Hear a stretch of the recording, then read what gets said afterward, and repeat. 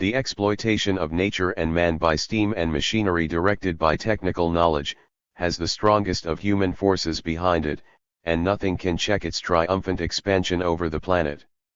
The Arab spreads the religion of Muhammad with the Quran in one hand and the sword in the other.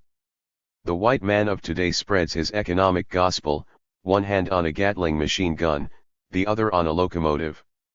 133. Ross, however, was as pessimistic about the future as L.E. Bone. The steam-powered white race enthroned in the U.S. was subjected to a silent replacement. No bloodshed, no war, but the heavy influx of a prolific race from the Orient threatened to finish off the whites, chiefly by giving birth to too many children. For this process, Ross coined the term racial suicide. 134. Techno-racism survived the turn of the century, but it had its critics too.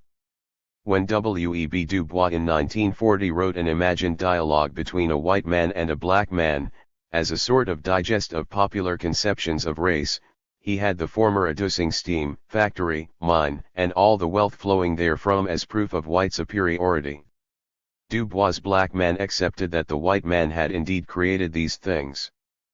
But they stirred in him no envy, only regrets. They made up a vast Frankenstein monster that gave humans neither rest nor leisure, neither community of feeling nor tolerance and understanding. Would the white man's creations ever further such ideals?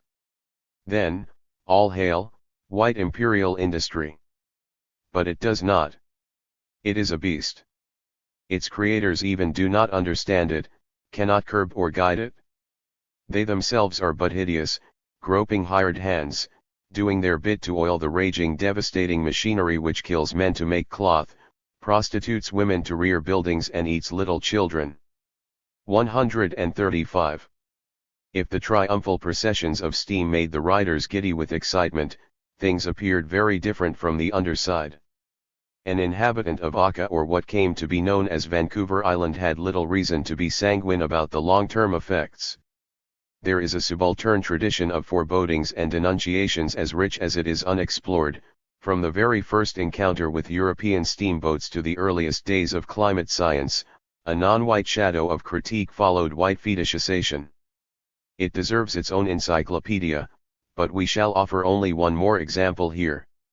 In his long poem The Red Indian's penultimate speech to the white man, appearing in Arabic in 1992, Mahmoud Darwish, the Bard of Palestine, refracts the Native American and Palestinian experiences through each other. The effect is a universal j'accuse for the geological epoch. What the stranger says is truly strange. He digs a well deep in the earth to bury the sky. Don't dig any deeper. 136. Speaking to the white man, the Native American, Palestinian pledges to defend the trees we wear and the leaping deer, but soon you will erect your world on our remains. You will pave over the sacred places to open a road for the satellite moon. This is the age of industry. The age of coal and fossils to fuel your thirst for fine wine. 137. Or, in another rendering of Darwish's Arabic, this is the age of minerals, and out of coal the champagne of the strong will dawn. Where, master of white ones, do you take my people, and your people? To what abyss does this robot loaded with planes and plane carriers take the earth? To what spacious abyss do you ascend? You have what you desire, the new Rome, the Sparta of technology, and the ideology of madness. But as for us, we will escape from an age we haven't yet prepared our anxieties for. 138. Now imagine that someone in, say, the year 1900 would have told Europe and its offshoots, you have to stop burning fossil fuels. Not another lump or drop can be taken out of the ground. What would the response have been? Quite possibly, a laugh in the face of the messenger, to the effect that those fuels have freed us from a world of back-breaking labor, the Competitive Enterprise Institute. Any insistent campaign might well have been disparaged as an attempt at reprimitivization, Mark Stein, or a conspiracy against the whites, Jean-Marie Le Pen. Or perhaps someone would have opposed the ideal of prehistoric men with no access to technology, science, information, and the wonders of modernity, Jair Bolsonaro, 139. But these are, of course, speculations. No one demanded cessation of fossil fuel extraction and combustion in 1900, at least not with reference to climate, and when the message eventually arrived in the early 1990s, the landscape of energy consumption had transformed beyond recognition. What reason is there to suppose that Victorian techno-racism had anything to do with the reaction by then? The case could be made that the musings of a Sprout or an Emerson are as distant from the perceptual world of the average far-right voter in the early 21st century as the Song of Roland. But it could also be hypothesized that the articulation of energy and race that developed over the 19th century, in the most primary levels of modern capitalism, sediment an association between whiteness and fossil fuels that wells up like magma in a time of climate breakdown. Certain defenders of such fuels might feel, on some level, questioned not only as burners but more specifically as white people, who for so long have had their taproot of riches in the bowels of the planet. One can hear some of this association echoing in one of the boilerplates of white supremacy. In the US in particular, whites should be proud for having invented the modern world. In late 2018, a young, well-dressed Columbia University student entered the Hall of Ephemeral Internet Fame when he harassed some fellow black students by shouting, "Europeans! We invented science and industry, and you want to tell us to stop because we're so botted," and, getting more fired up, "White people are the best thing that ever happened to the world. We are so amazing. I love myself. And I love white people. Fuck yeah, white men. We did everything." 140. The far right tends to cultivate a produce-rist notion of white people as generators of wealth and non-whites as parasites. It works hand in glove with unswerving loyalty to the productive forces, literally, in question 141. But the continuities were perhaps most unbroken in Brexit. As Danny Dorling and Sally Tomlinson have showed in Rule Britannia, Brexit and the End of Empire, the right-wing assemblage that saw this project through dripped with nostalgia for imperial power. Some of the key figures embodied the persistence in their lives. One of them, Aaron Banks, of whom more shortly, spent parts of his childhood in southern Africa, where his father ran sugar estates. With this came an order of priorities. 142. If one is loyal to the British Empire, one cannot be disloyal to fossil fuels. Much further investigation would be needed to demonstrate the genealogy. It should be fairly obvious, however, that the relation between the contemporary far right, energy, climate and nature cannot be understood in abstraction from the history of modern racism and how it has related to those things. And steam was only just the beginning. It takes gas to go. To save this thing called climate, they want us to stop driving cars, thus the signal has been widely received, and not without reason. This crisis calls into question the automobile, as a privately consumed commodity with disastrous aggregate effects. No other sector has increased its emissions as fast over the past half-century as transport. With road vehicles making up the bulk, it accounted for more than half of all oil burned in 2010, even though participation remained extremely skewed. No more than 10% of humanity was responsible for 80% of the kilometers traveled with motors, with much of the world's population hardly traveling at all. 143. And no other nation had attached so many motors and pipes to its population as the US. In 2016, the country had 832 automotive vehicles, cars and trucks, per 1,000 inhabitants, to be compared with 36 in India and 39 in Africa, or 606 in Western Europe. It retained by far the highest level of dependency on this one mode of transport. 144. It has to be broken. Although some cars can be powered by electricity from sun and wind or hydrogen or potentially some other non-emitting fuel, any transition to an economy that does not trash the climate and other life support systems would also have to involve a shift in modes, from private cars to walking, bicycling and, not the least, public transport. 145 people would have to start traveling together. From the earliest days of climate awareness, this implication has been disseminated among the republics of drivers in advanced capitalist countries, and it has run up against more than the weight of highways and parking lots and car lobbies, for drivers tend to feel with, and through, their own private vehicles. Cars give them a sense of who they are in the world. 146 cars, in other words, are modules of ideology, some of which has to do with race. The car became a fixture of American life in the decades around the First World War. In 1909, there were 3.5 vehicles per thousand inhabitants, rising to 219 in 1929, a ratio roughly 6 times higher than that in India and Africa as of 2016.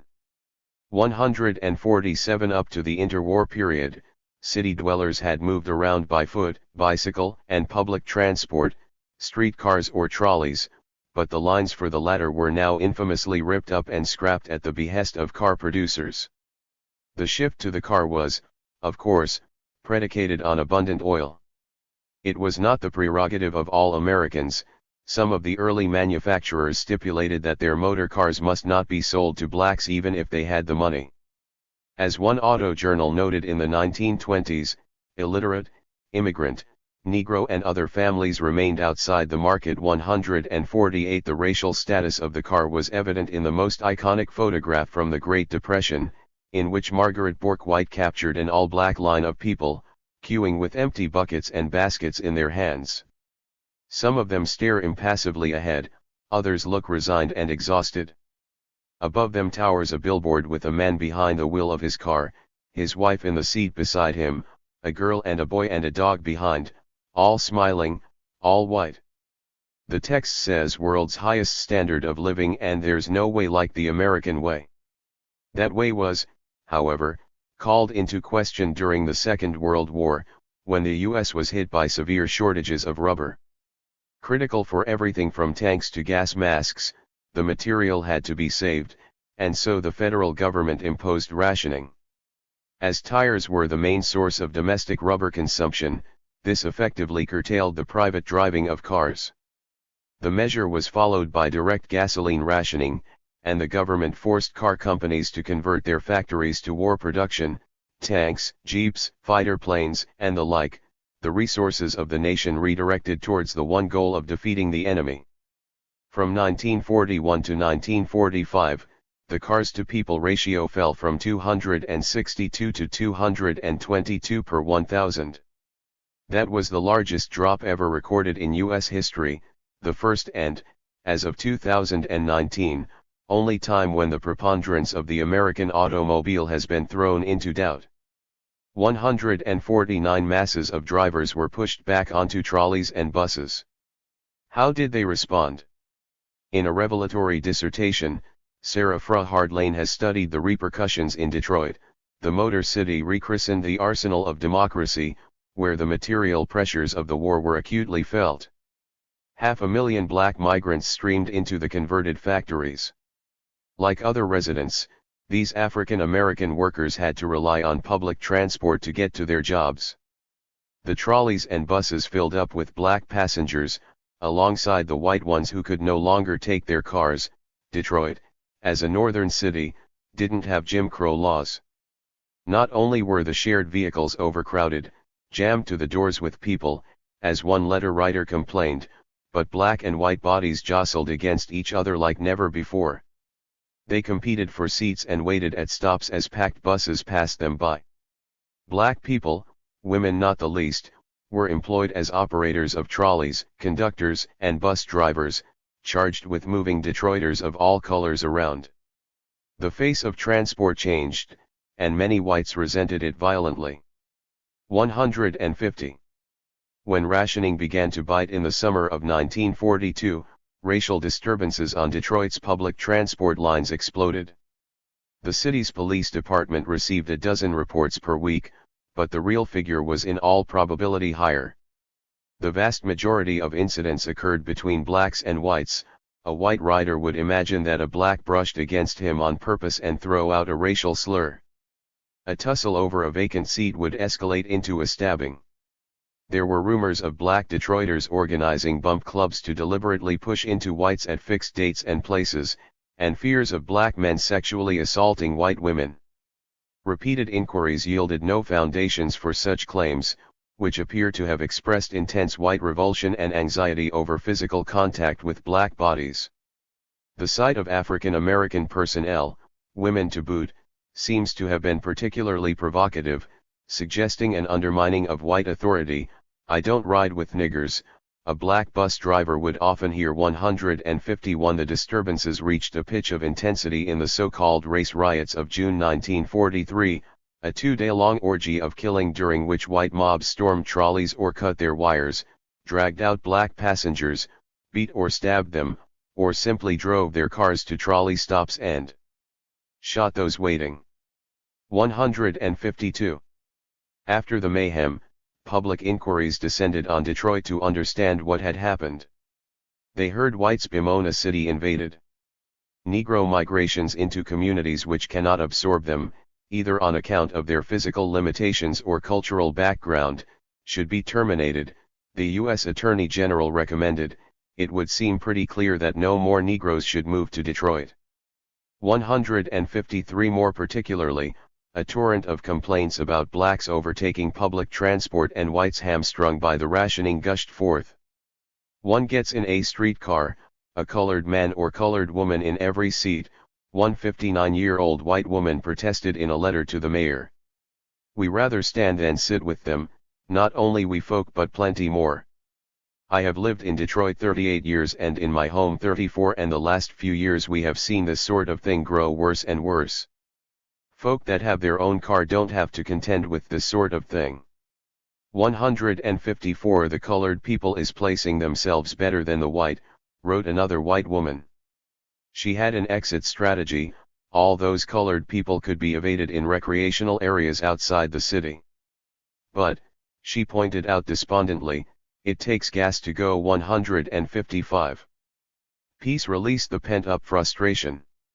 In the days after Japan surrendered, white car owners tore up their ration coupons, rushed to the nearest stations to buy as much gasoline as they could and drove around and out of the city for the mere pleasure of it. "Fill ER up," was the motto of peacetime Detroit. The city authorities fomented and satisfied the desire with a master plan for new highways, expressways, and parking lots, while public transport, never furnished with resources to accommodate the wartime passengers, was left to decay. 156 The Second World War, Fra Hardlane concludes, was a major environmental opportunity lost. It could have turned the U.S. away from the private car towards public transport, but white aversion to traveling with black people foreclosed such a shift, which in turn dramatically constrained possibilities for addressing the environmental consequences of automobile use. 157 Detroit was, in this respect, a microcosm of the nation. Fresh into the peace, in 1947 Congress authorized 37,000 miles of new highways. That was a mere rehearsal for the 1956 Federal Aid Highway Act, which initiated the largest single construction project in human history: ribbons of highways or freeways, roads exclusively devoted to cars, laid out between states, within cities, and to new neighborhoods around them. 158 A smooth way was paved to suburbia, where whites could isolate themselves from black masses. In the decades following the war, fresh waves of migration brought African Americans to the north, away from lynch mobs and Jim Crow laws and towards the promise of decently paid work, but for every 2 non-whites who moved into cities, 3 whites moved out. They settled in the suburbs, kept vanilla by means of discriminatory lending practices, unspoken agreements, and explicit covenants against Negro invasion. The flip side was, of course, the ghetto. To clear the way for the roads, bulldozers and wrecking balls smashed into African American districts, bisected them, reduced them to junkyards, later to be filled with incinerators and dump sites, and accelerated the vicious circle that constituted the black ghettos in the post-war era. 159 As affluent whites withdrew into monochrome serenity, they left behind the urban rot from which the image of the menacing black man could grow, the one space inconceivable without the other. Suburbia became the prime site of 20th-century American whiteness, literally a location where light skin denoted the world's highest standard of living and a safe distance from squalor and crime. Whites went to school and married and consumed alongside other whites, with blacks relegated to a place somewhere else, best escaped and forgotten. The material mirror of segregation made race look real. 160. But segregation could not have been built without the highway machine, which is to say not only the concrete and asphalt, but also the automobile as such. 161. That vehicle alone enabled whites to drive past the ghettos, without ever having to sit next to someone black. Our cities, said a report from the Eisenhower administration in 1955, have spread into suburbs, dependent on the automobile for their existence. The automobile has restored a way of life in which the individual may live in a friendly neighborhood, words not difficult to decipher. By then, the cars-to-people ratio had rebounded to 380. 162. Seen from the opposite side, with Paul Gilroy, white flight from urban centers was not just accomplished by means of the automobile, it was premised on it. 163. Or, with Sakaivu Hutchinson, the internal combustion engine's post-war resurgence played a key role in transforming black neighborhoods into poster children for American inner-city pathology. 164. It afforded both the means and the motive for escaping non-white destitution. Compact living and traveling gave way to infinite sprawl, such as in Atlanta, where the greatest distance between 2 points in the city area had reached 137 kilometers by the first decade of the 21st century, compared to 37 in Barcelona, a city with similar population and wealth. Atlanta had 11 times higher CO2 emissions from transport per capita. In the Catalan capital, every fifth trip was made on foot, whereas in the Georgian the share was too small to be registered. 165. Switching a city like Atlanta to other modes of transport now seems like an exceedingly difficult undertaking.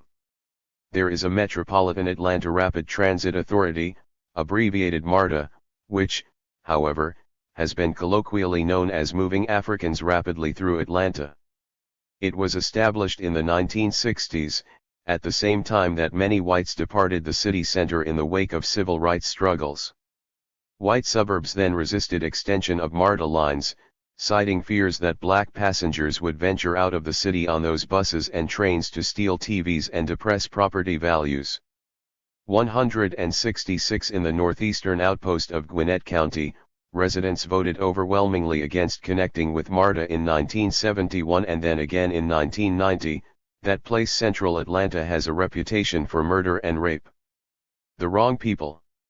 We don't need M, we don't want M, one man explained at a packed public meeting before the latter referendum. Instead, more highways were built for the outliers in the race to emit. 167. Cause and consequence. The underlying attitude broke into local media in 2000, when a reporter accompanied a young white baseball star as he drove his SUV down a multi-lane freeway and expressed his repugnance at the mere thought of public transport. He would never set foot in the New York subway. Imagine having to take the number 7 train to the ballpark, looking like you're riding through Beirut next to some kid with purple hair next to some queer with AIDS right next to some dude who just got out of jail for the 4th time right next to some 20-year-old mom with 4 kids. It's depressing. 168. The comments caused an uproar, but the baseball player received support from fans, and the Georgia Highway Contractors Association took the opportunity to run TV ads against what it called radical environmentalists promoting public transport. It showed dilapidated apartment blocks and black people disembarking a bus. A voiceover warned that the rights of Atlantans to drive and live where they wanted were in peril. 169. Then in early 2019, the suburbs were again importuned to rejoin the city and accept MARTA as the gateway to integration. Gwinnett County had a third referendum. The naysayers recirculated the classical arguments: trains and buses would be used by illegals aka immigrants, we don't want more riffraff, rails are an antique technology, we just want value for our money, and carried the day. 170. For the third time, the county voted to keep its distance and stay behind the wheel. By now, it was also a de facto referendum on the climate crisis. Drawing on the Atlanta case, Jason Henderson has proposed the term secessionist automobility for the process and practice of seceding from the city of others by means of the car. 171 owners can physically separate themselves from perceived foreignness, gender deviance, and non-white menace, coil up in their private cocoons and maintain necessary links to the city by commuting. Known as a means for bringing people from place A to B, the car also keeps people X apart from Y, working as wall as much as bridge. But this is to say, of course, that secession depends not only on the car, whose shell would be immobile on its own. It takes gas to go. The white automobile and suburb from the very start presupposed superabundant petroleum products. Ideology did not always mask this fact. In his germinal Lifeblood, Oil, Freedom, and the Forces of Capital, Matthew Huber studies hundreds of petroleum advertisements from the 1950s and finds little visual variation. Man works, women stay at home, and everyone is white and lives in a single-family home with a garage, children, and sometimes pets. 172 as in Margaret Bourke-White's Smiling Family, but with the blacks out of sight. Race, writes Mimi Scheller, is a performance of differential mobilities. 173 people sorted into the privileged location move fast and freely, in and out as they wish, across and beyond borders in pursuit of their interests, while the others are stuck, blocked, hemmed in. The history of race in the U.S. is one long history of differential mobilities, whites crossing the sea to shackle black bodies and hold them on plantations, Jim Crow laws fixing Negroes in certain compartments, mass incarceration keeping an African American population behind bars. 174 The highway machine, writes Kevin Douglas Cusway, reproduced a pattern where the have-nots become the move-nots, resigned to remain within a crowded cage contrasted with the adjacent freedom of superhighways and airports. 175 And first-class mobility has its special energy carriers.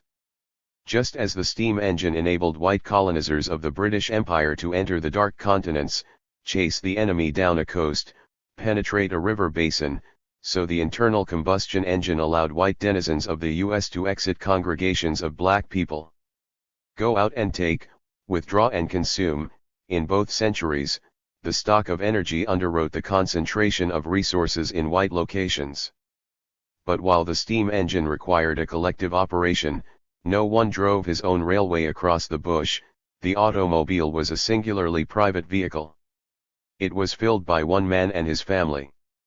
An extension of the home, the owner selected his company as he would his guests. The gasoline-fired engine sent the individual on his own burst through space, inside a bubble of steel, unbuckled from masses of human bodies, the bourgeois subject in a shell. 176. Secessionist automobility realizes one particular spatial modality of the car. It has reached an apotheosis of sorts in the SUV.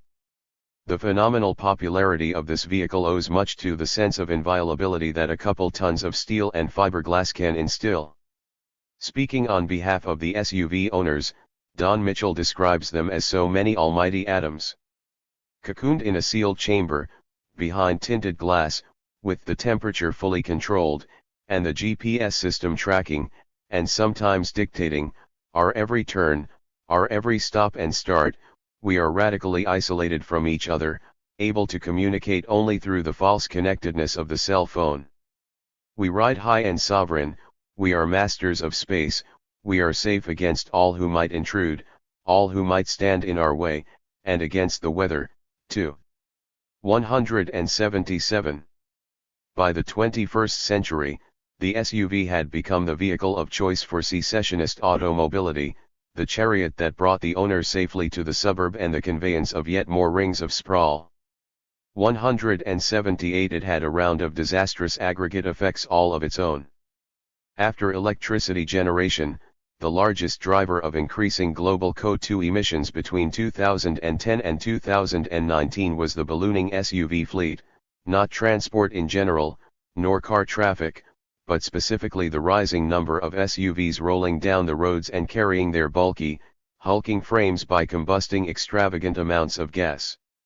179 rippling out from American suburbia, SUVs first filled up North Atlantic car dealerships and then spread to other markets, manufacturers scurrying to push and cash in on the trend.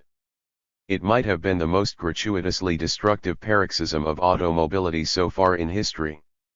Could it have arisen from any other context than white American secessionism?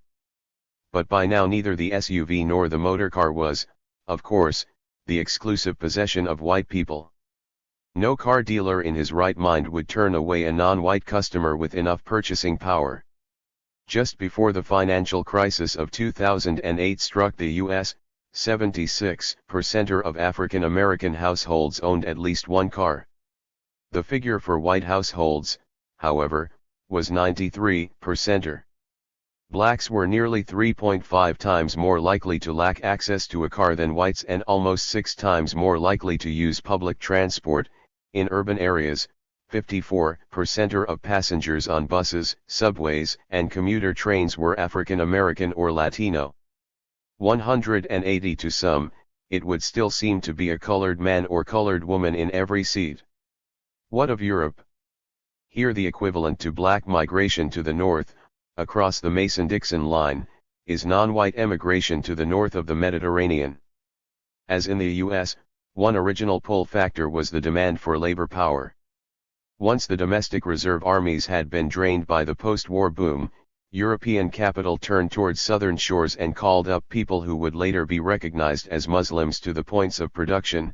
Belgium, for instance, recruited young male workers from Morocco, Tunisia, and Turkey to its coal mines, steel plants, construction sites and auto factories.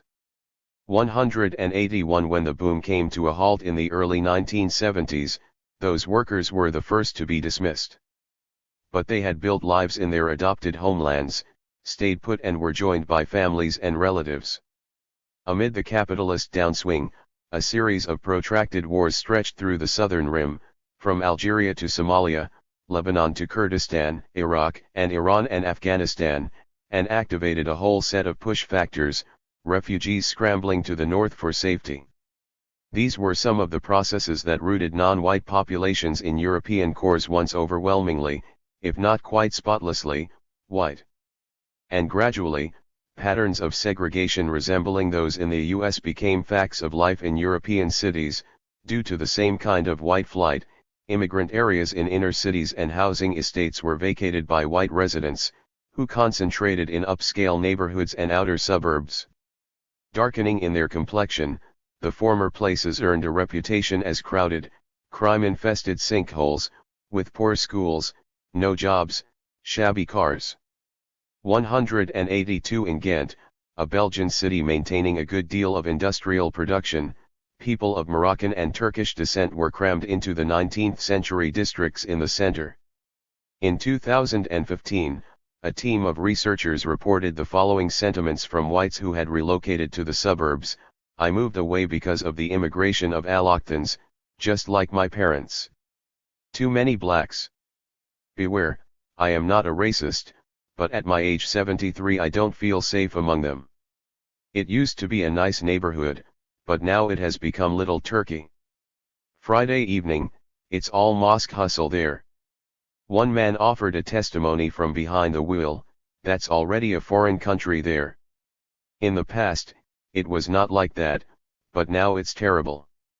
Actually, we drove through this week and my wife told me I really don't want to live here. 183 Folk that had their own car did not have to contend with that sort of thing.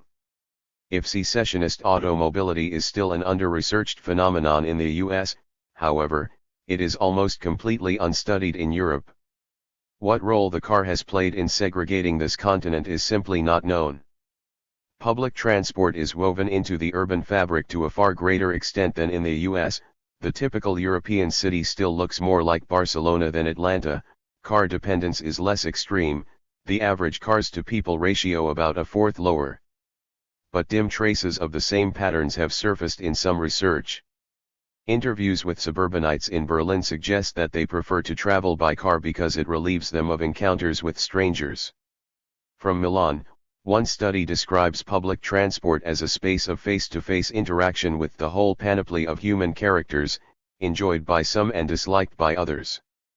You see the weirdest people, the most incredible races, I mean, people I'd expect to see in Bangkok or Manila, but I find them in Milan, said one man in his 60s, explaining his preference for public transport before going into particulars. It fascinates me, notably black people, their clothes, their hair, their way of carrying themselves, their behavior. It makes me really curious, that's all. 184. The study did not catch the opposite preference on tape.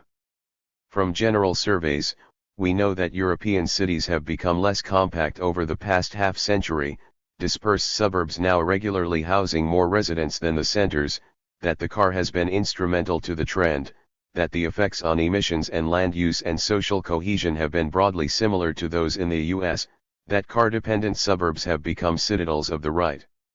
185. As in so many other respects, the old world has drawn closer to the new. But the logic of secessionist automobility is most often discernible only via proxy indicators, as in Sweden, a country where the car occupied an unusually central position in early 21st century climate politics.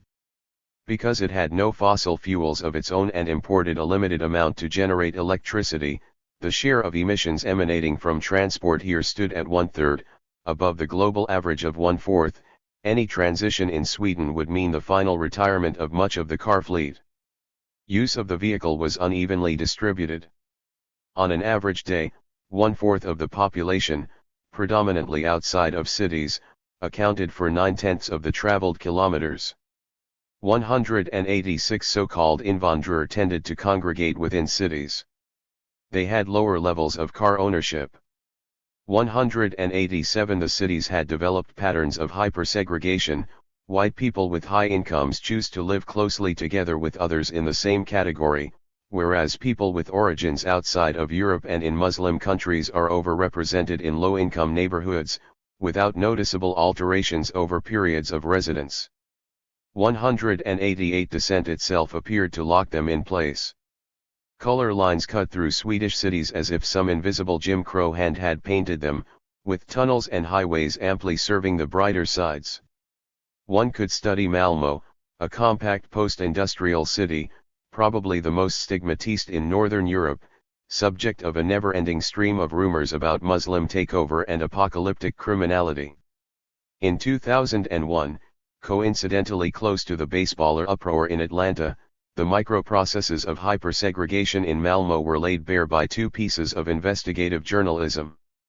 One representative of the municipal housing company related the experience of allocating apartments to immigrants in, well, let's call them white areas.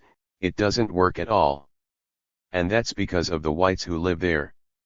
If there is someone dark-skinned from Iran or Iraq moving in with lots of children, they will be bullied, and hence the company had learned to concentrate the non-whites in separate areas.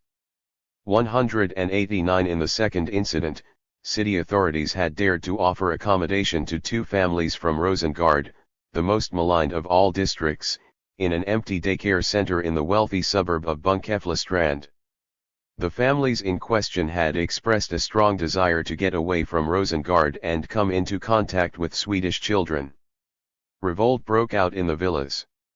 36 of the 48 households closest to the vacant building signed a petition against the experiment, and a particularly committed couple composed its own that read, "Bunkeflostrand is one of the last outposts near Malmö to escape to if you want to avoid Arabs around the corner." Were the relocation to go ahead, the couple would move southwards to areas protected by like-minded, a reference to the ultra-rich outer suburbs, to which columns of affluent whites seceded around the turn of the millennium, voting not so much with their feet as with their steering wheels. 190. In 2019, one of these suburbs produced a promotional video that once again put the process in the spotlight. It begins with a blonde woman and her daughter running the gauntlet on the streets of Malavangen in Malmö, the only central neighborhood in a major Swedish city. As of the late 2010s, that retained racial diversity and a working-class character, incidentally also the one urban district in the country that voted most heavily for the Left Party in the 2018 elections, 45% of the votes. A gang of vaguely immigrant-looking men in hoodies taunt the woman and her daughter and throw a bottle at them. These scenes are filmed in black and white. But light, warm and yellow as rapeseed, falls on the family as it flees to Staffanstorp, where, the voiceover advertises, you can feel like one of the team. Here everyone is white. Everyone. When the film was shot, the authorities of Staffanstorp removed the actual owner of a kiosk, an immigrant himself, and replaced him with a white man who could act the part and sell ice cream to the white family. Safe in all smiling, all-white Staffanstorp, the woman drives through her new life in an SUV. It is a Porsche Cayenne. 191. We can then propose another hypothesis. Climate change has burst onto the scene of European politics just as secessionist automobility attracts a segment of the white population as never before, a coincidence that forms one of many invisible shoals on which mitigation efforts run aground. It is another murky pool of history where the far right is blooming. If it remains to be mapped out as such, we know for a fact that the far right is the most strident defender of the car, as we have seen in some cases already, from the Trump administration loosening fuel efficiency standards to Bjorn Höck's branch of the AFD demanding the removal of speed limits. After tucking away their boots and bomber jackets, the SD had few extra parliamentary branches. But one of them was SD Motor, an association for members, virtually exclusively men, practicing motorsports and feeling the need to promote various aspects of car culture. The chair of SD Motor, Joseph Franson, was also for a long time the party's climate spokesman, responsible for much policy formation on the issue. 192 During the election campaign of 2018, Chairman Akison again and again expressed his disdain for a program of subsidies for electrical bicycles, in a tone that suggested that this was the sissiest mode of transportation ever invented. Real Swedish men drive cars. In their main staging area in the southern countryside that defined itself in opposition to the foreign country of Malmö, the Sweden Democrats lined up their EPA tractors and SD Motor went to bat for the automobile. To drive and own a car is freedom, was a typical phrase, or, the car is our chance to live in our own Embygud, the Swedish equivalent of Heimat, roughly native soil. 193 Party ideologist Richard Jomshof, the man who warned that Sweden was about to perish because of Islamization, attributed the most recent successes of the SD to Swedes, that is, white ones, leaving Malmö and other cities to get away from the immigrants, moving to the countryside, in the process becoming dependent on the car and appreciating the SD for combating high gasoline prices.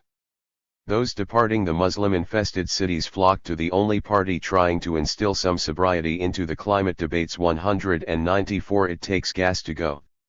The FRP fashioned itself not only the oil party, but the car party of Norway. It always supported a road to be built somewhere.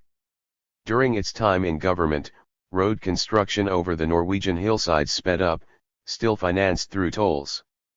The FRP catered to the Republic of Drivers with these roads, but it failed to free them of the tolls, and for this perceived betrayal, voters punished it with the worst result in 2 decades in the local elections of 2019, while a new party to the right, so far of a single-issue character, People's Action, No to More Road Tolls, ate into its support base. 195 The Finns wanted to make gasoline cheaper and considered car driving a national right. Recognizing all the frustrations of congestion, driving a decent car remains the most fun you can have sitting down, tweeted Roger Helmer of UKIP. 196 Vox stressed the need to respect the freedom of using private means of transport. As soon as the coalition of that party and the Conservatives had seized Madrid from the left in the 2019 elections, it scrapped, a first in Europe, a major low-emissions zone limiting car traffic. 197, a Conservative spokesperson had branded the zone pure communism. 198. And over in Germany, the country with the largest car fleet in Europe, the AfD sensed where the wind was blowing. As part of its 2019 anti-climate offensive, it produced a 1-hour YouTube documentary called Dieselmord im Okayan, roughly, Ecological Delusion Murdering Diesel. Deploring the recent bans on old diesel cars in some cities, the film defended automobility as a mode of travel that can never be replaced by public transport. If you want to drive a car, you should drive a car. Mobility is a fundamental right, the automobile the armor of self-determined life, restrictions on driving tantamount to expropriation. But the film ended on an positive note. Germans can keep away from these murderous delusions and enjoy their life on four wheels out in the Heimat. 199 In the late 1990s, activists coined the slogan Kein Mensch ist illegal, no human being is illegal, which later spread across Europe, wherever movements sprung up in solidarity with refugees. In 2018 and 2019, the AfD countered with its own campaign, Kein SUV ist illegal and Kein Diesel ist illegal, the posters this time showing white hands on the fuel pumps. By these substitutions, the party conveyed a bundle of messages: some, non-white, human beings are indeed illegal, cars in general and SUVs in particular should go free from all irreverence, these machines are worth more than the humans in question, the former negating the latter. As a rule, then, the far right objected to any limits on the use of cars, across the varying terrains of social and racial formations. Racism is like a Cadillac, they make a new model every year. Malcolm X is said to have quipped 200. It would indeed appear that the car has provided some raw material for the far right in the early 21st century. But as we shall soon see, the history runs deeper still, for fascism itself was born in a combustion engine. The possessive investment in the substratum of whiteness. Ideologies, says Althusser's simplest definition, are systems of representation. Images, myths, ideas, and concepts are ordered within their frames. In ideologies, people express the way they live in imaginary form, but, Kukla updates Althusser, not by blowing free-floating bubbles of ideas, rather, ideologies are built into practices and the material environment. As representations, they are not posterior to people's lives, the way a developed photograph is to the scene captured. Present at beginning and end, ideologies play a role in constituting reality. 201 Their general mechanism is, of course, for both philosophers, interpellation, but this seems to privilege the act of shouting, as though ideologies always come pumping at high volume, "Hey, you there, Moses, heave ho, fall in line." Kukla points out, however, that there need be no literal speaker who issues the interpellative hail. She gives the example of public bathroom signs asking visitors to enter the toilet of their gender. The police can demand that a man stops by flashing blue lights at him. God also beckoned to the Israelites as a cloud of pillar and fire, and merely by showing up with a crown or a motorcade or some other emblem of authority, a ruler can demand that his subjects clear the way. 202. If we open for the possibility of interpellation as a summons without sound, a process of recruitment that does not have to yell or speak in imperatives, we can indeed think of it as the general mechanism of ideology. When a couple glide through an immigrant neighborhood in Ghent, the practice of car driving and the material environment of the segregated city interpellate them as whites, even before a word is said. Or, imagine Harriet Martineau arriving in Calcutta in the 1850s, resting in a hotel and receiving refreshments from native servants and then entering a travel agency with English signs on the door. Ticket in hand, she would have boarded the train and rolled out on the Indian countryside. At every step on this trip, she must have moved through a hall of interpellations asking her to perform certain acts as a white person and, recognizing herself in the entreaties and offers, more fully come to be just that. The steam whistle shrieking in the villages would have been the exclamation mark, the baby's cries in response to the noise the audible proof of English superiority as a system of representation enacted on the rails. But then there are also very vocal and verbal interpellations. A late 19th century ethnologist lecturing on the Aryan race, a far-right party in the early 21st demonstrating against imminent European apocalypse. We seem compelled to introduce distinctions between first and second-order interpolations, primary and derivative, materially embedded and fully politicized. One could imagine a scale from the inaudible to the ear-splitting, but other senses than sound would have to be included. The substantive point, following Althusser, is that the dominant ideology is realized in the Isas, but it comes from elsewhere, or, following Poulantzas, ideological relations always have roots which go beyond those apparatuses, and the roots always consist in relations of power. 203. This is obviously not to suggest that everyone traveling on a steamboat or driving a car by that very act becomes a white supremacist, any more than every piece of lithium is spontaneously transformed into batteries. But some raw material there must be in the ground. Indeed, the far right is particularly dependent on such pre-existing material.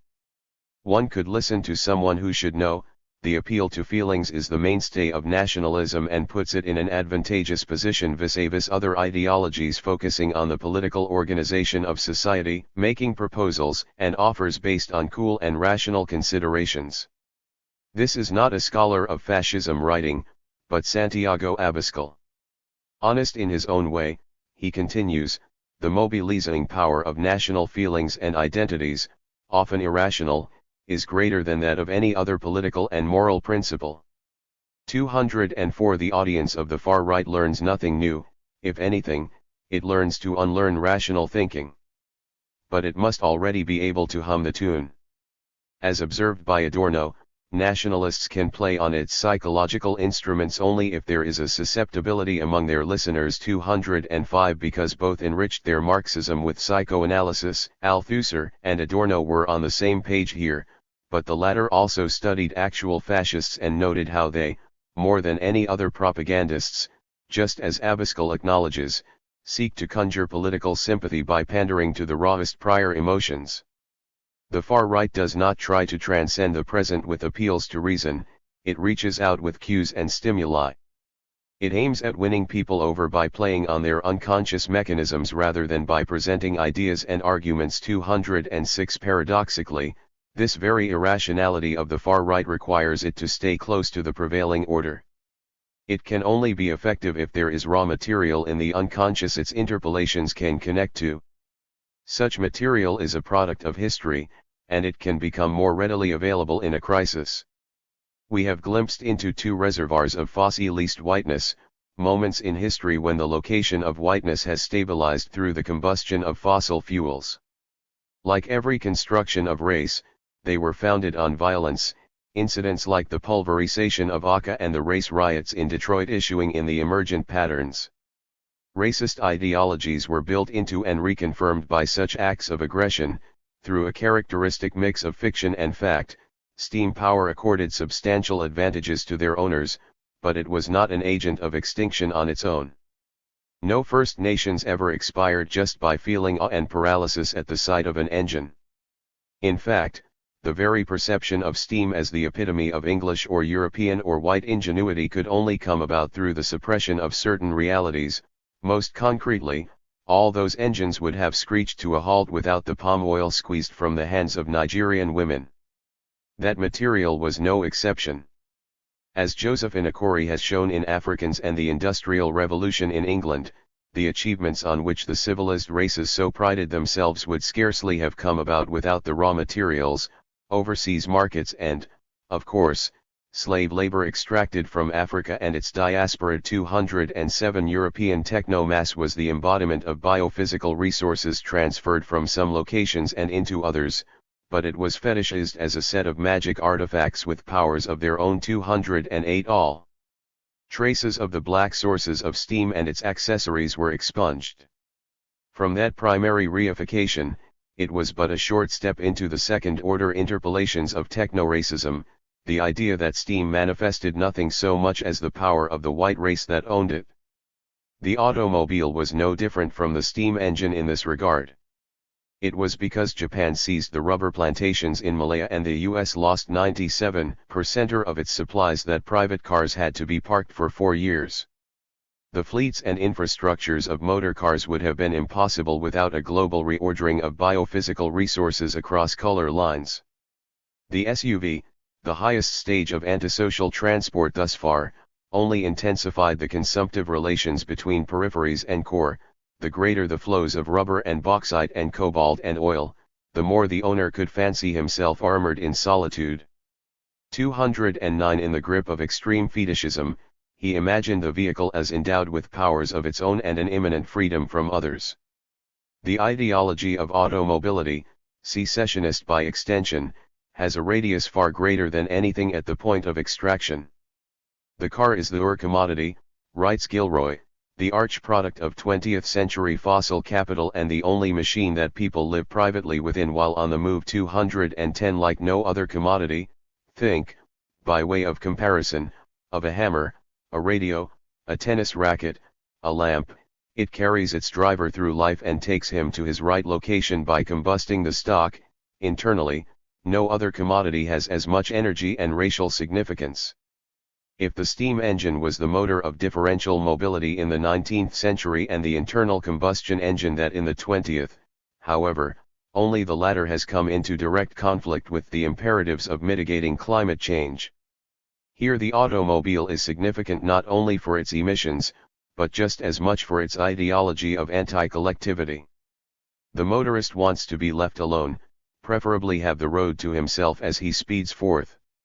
We are now, truly, Mitchell writes, continuing the SUV owner's anthem, the liberal, autonomous subject. We own ourselves and no one can intrude upon us without our permission. 211 The car, in other words, exudes the ideology most detrimental to any efforts to cut emissions, an ideology of form as much as content, abiding no rationing or accommodation of foreign others. But if we are broadly right about the function of the automobile in segregating the US and Europe, this ideology should also be expected to veer further to the right. George Lipsitz has theorized the possessive investment in whiteness, the tendency for privileged whites to hold on to their position and defend its perks, and if the automobile has been a material substratum of whiteness, just as the steam engine once was, then we should expect some of that possessive investment to be transferred to the substratum itself. 212 Far-right interpolations would then be reproductive, reactive, as encountering a threat, and very loud indeed. The danger of fossil fascism is the danger of a reboot of these older articulations of race and energy, on the way down the slope of crisis. Poitiers by petroleum. The steamboat and the motorcar were not the sole technologies to make the white burner. Nor did the fossilization of whiteness come to a restful end with either. On the road, the white driver bumped into an unforeseen obstacle in late 1973. From one month to the next, the price of crude oil shot up from $24 to $55 a barrel. It had hovered around $20 for the entire post-war period, allowing the US and Western Europe to treat mass consumption of petroleum as a given. Now motorists were sweating in motionless queues to gas stations. President Nixon advised Americans to drive less and switched off the lights at Washington monuments, while the Swedish government distributed ration coupons. Someone had, all of a sudden, grabbed the white burners by the throat. Who? Instead covering Islam, this is the watershed of modern Islamophobia. Before the oil crisis, Islam and Muslims as defined by their Muslimness scarcely figured in Western politics and media, but now we, as in we Westerners, could no longer drive our cars the way we used to. Oil was much more expensive, our comforts and habits seemed to be undergoing a radical and most unwelcome change. A notion of creeping Muslim mastery took hold. The Muslim world seemed once more on the verge of repeating its early conquests, Poitiers at the gas station, and the whole West seemed to shudder. 213 One Swedish ethnologist has recalled a father-in-law in SPE, who under the first days of the oil crisis swore over what those Arabs were up to. The shock of the sudden threat to his love for driving disabled him from explaining what exactly those Arabs were up to, but whatever it was, they had no right to do it. 214 The first crisis of world capitalism to be centered on a fossil fuel was also the first to be attributed to Muslims. In late 1973 and the following few years, when the price of crude parked around $60, Muslims were roughly synonymous with Arabs in the imagination of the cursing drivers. This changed in the second shock, the Iranian Revolution, which doubled the price again, up to $125 per barrel in early 1980, an even tighter grip on the pumps, and these were no mere Arabs. The marching masses in Tehran were cast as pure Muslims defined by a congenitally violent and frenzied Muslimness.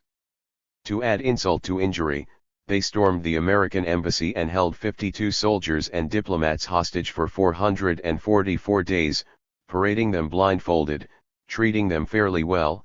No torture was ever recorded, and for the U.S., this was the height of excruciating national humiliation.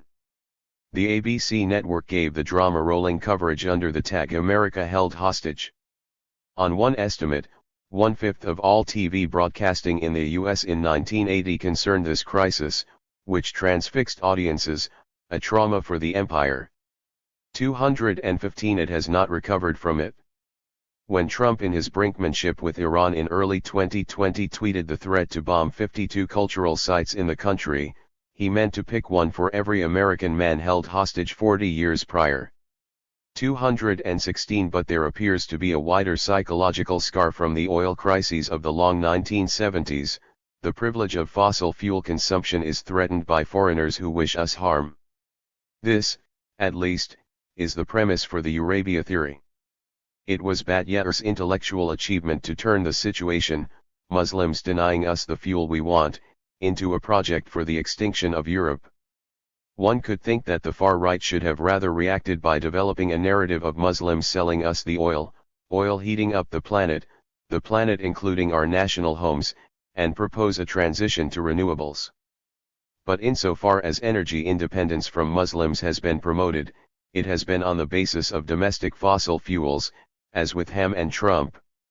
If Islamophobia would have had precedence over fossilophilia, if that can be a word, the far right might have made different choices. But the sense lingering after the oil crisis seems to have been one of entrenched and armored entitlement. Not many years separated that moment from the emergence of the climate crisis. You remind me of something. So the car was the locus of the encounter with the Muslim oil crisis, but cars have not, of course, remained lily-white. In 2016, the US still reigns supreme with 20% of the world's registered motor vehicles. China came second with 15, although this figure included trucks and buses. 217 Within the US, black people had developed a car culture of their own. Already in wartime Detroit, the inner space of the motor car had an alluring safety from racist harassment. African Americans had special reasons to appreciate unhindered movement from one place to another. 218 Victims of differential mobility will strive to get into the fast lane, as Gilroy has noted in a melancholy critique of black automobility. Precisely the original exclusion of African Americans from the car and all it represented made them prone to consume it as an object of compensatory prestige. The liberation movements of the 1960s and 1970s and their cultures cared little for it. You may not have a car at all, but remember, brothers and sisters, you can still stand tall, sang William Devon in Be Thankful for What You Got from 1974. But in 1995, R. Kelly recorded the song You Remind Me of Something, where the object of sexual desire is, like, a car, you remind me of a Jeep, I want to ride it, and girl you look just like my car, I want to wax it, and something like my bank account, I want to spend it, baby. 219. For Gilroy, the valorization of the car in popular black culture is but one symptom of the collapse of the emancipatory projects of the 1968 conjuncture, and much the same could be said for the global South. But the urge to get into the driving seat can, of course, be found earlier. Coal. Coal. Coal. That is the one thing needful for me, Muhammad Ali is reported to have exclaimed after the War of 1840. 220 As these lines are written, the largest coal-fired power plant in the Middle East and possibly also on the African continent is being constructed in Abd al-Fattah al-Sisi's Egypt, with assistance from Chinese engineering firms. It will have a capacity larger than Poland's Belchato, although the coal will be imported, chiefly from South Africa. 221. As for Nigeria, 1960 was the year of formal independence from the British Empire, and of the discovery of oil. As Nigeria became independent, Fanon put the finishing touches to the wretched of the earth. In the last chapter, he called upon his comrades in the Third World to stop emulating the ways of white folks. Europe now lives at such a mad, reckless pace that she has shaken off all guidance and reason, and she is running headlong into the abyss. We would do well to avoid it with all possible speed. Let us decide not to imitate Europe, let us combine our muscles and our brains in a new direction. Humanity is waiting for something other from us than such an imitation, which would be almost an obscene caricature. 222. One of the greatest ecological tragedies in modern history must be that Fanon's admonition went unheeded. But that does not appear to have broken off fossil substrata from the location of whiteness.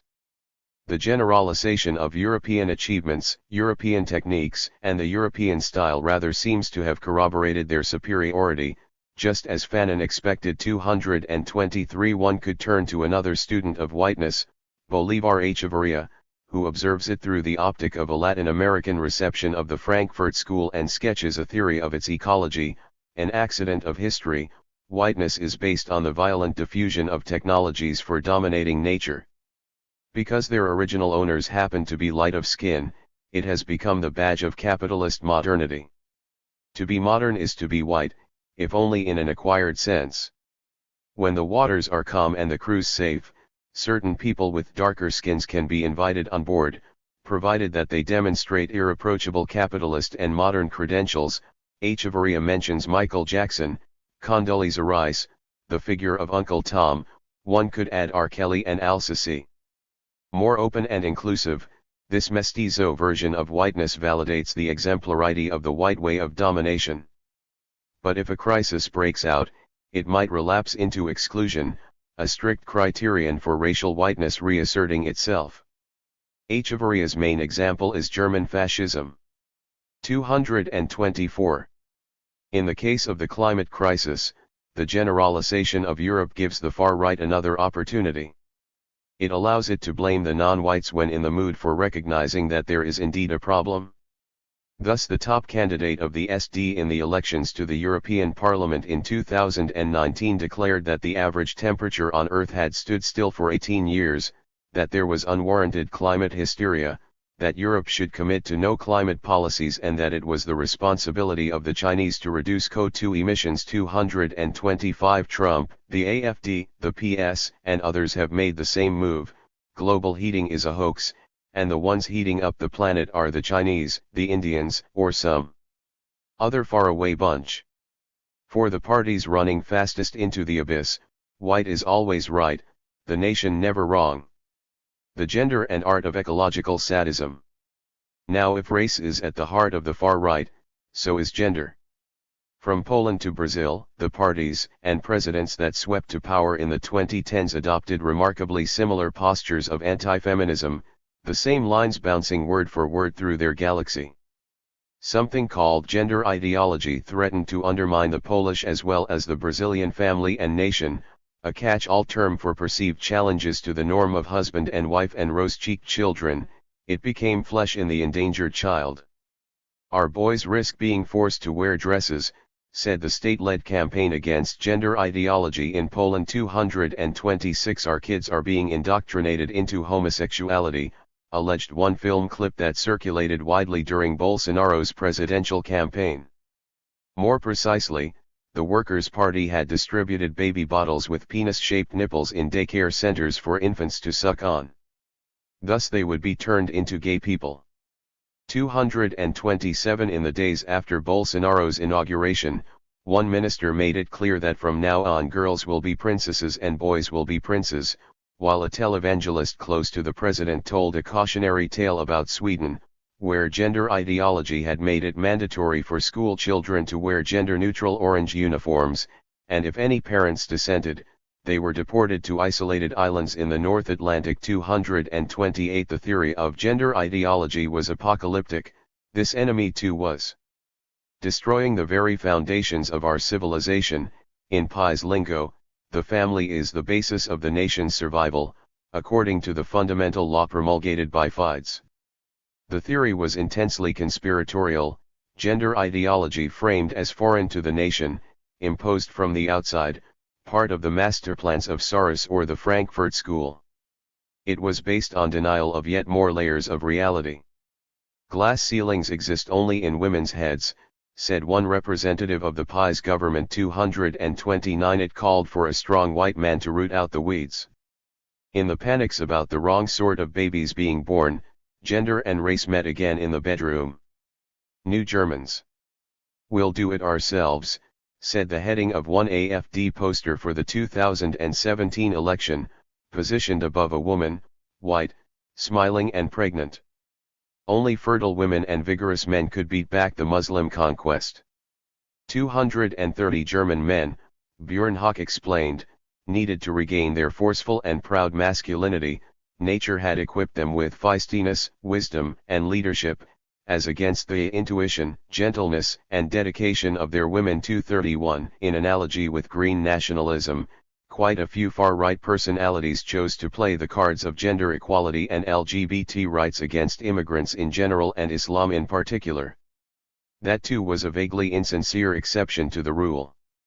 The myth of Palin defense tended to evoke a past where men were real men and women not yet seduced by feminism, and call for the warrior man to yet again defend his woman from the other man, as on the AfD slave market. And just as with race, this, of course, had ramifications in ecology. There is an even longer history of women being associated with nature and animality, but as Carolyn Merchant has shown in her foundational Death of Nature, Women, Ecology, and the Scientific Revolution, the workings of that association altered as Britain developed what we now recognize as the first fossil economy. In pre-fossil times, organic nature was held in some respect and even considered inviolable, rather like a mother. When extraction took off, such inhibitions had to be thrown to the side, and instead there emerged the ideal of subjection through entrance. There are still laid up in the womb of nature many secrets of excellent use, Francis Bacon wrote excitedly. Miners were searching into the bowels of nature, for truth and fortune were hid in certain deep mines and caves. Digging up coal was coded as a masculine activity, a penetration of the resistant female body, nature now less of a Madonna than a whore, a common harlot, as suggested by Bacon, who exhorted Englishmen to lay hold of her and capture her. 232 Since then, drilling for fossil fuels has frequently been staged as a performance of muscular masculinity, and so has their burning.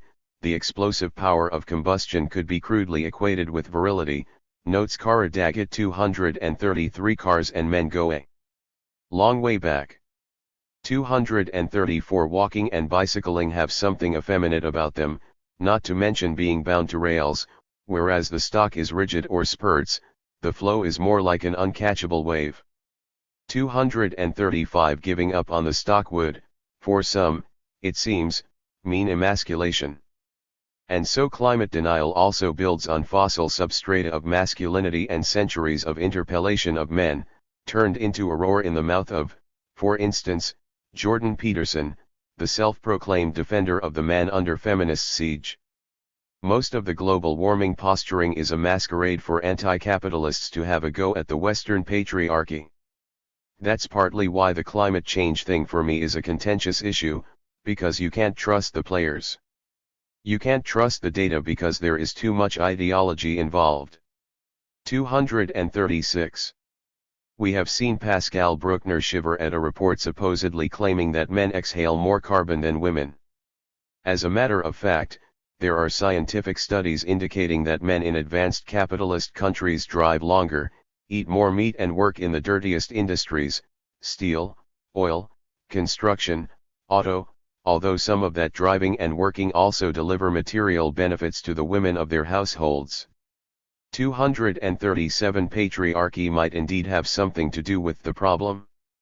In accordance with the logic of system justification, denial is an overwhelmingly male thing. 238 The anti-climate politics of the far right here again appears as the edge of a deeper structure. It represents a brutalist version of industrial masculinity, or, following Daggett, a hypermasculinity or even petromasculinity. Although the prefix petro omits coal from the mix, perhaps we should also speak of fossilist masculinities. 239 When the manhood of cars and coal and big bloody stakes is in dispute, one reaction will be bellicose reassertion of it. The cornered man will strike back, overreact. Daggett gives the example of rolling coal. A subcultural trend that took off during Obama's second term. Its basic practice is to retrofit a diesel truck so that extra fuel floods the engine. The driver then releases the half-burnt gas, surplus to the requirements of the vehicle, in the form of giant clouds of sooty fume. Thus he can spew smoke or roll coal on whomever he wants to target. Not the cash-strapped proletariat.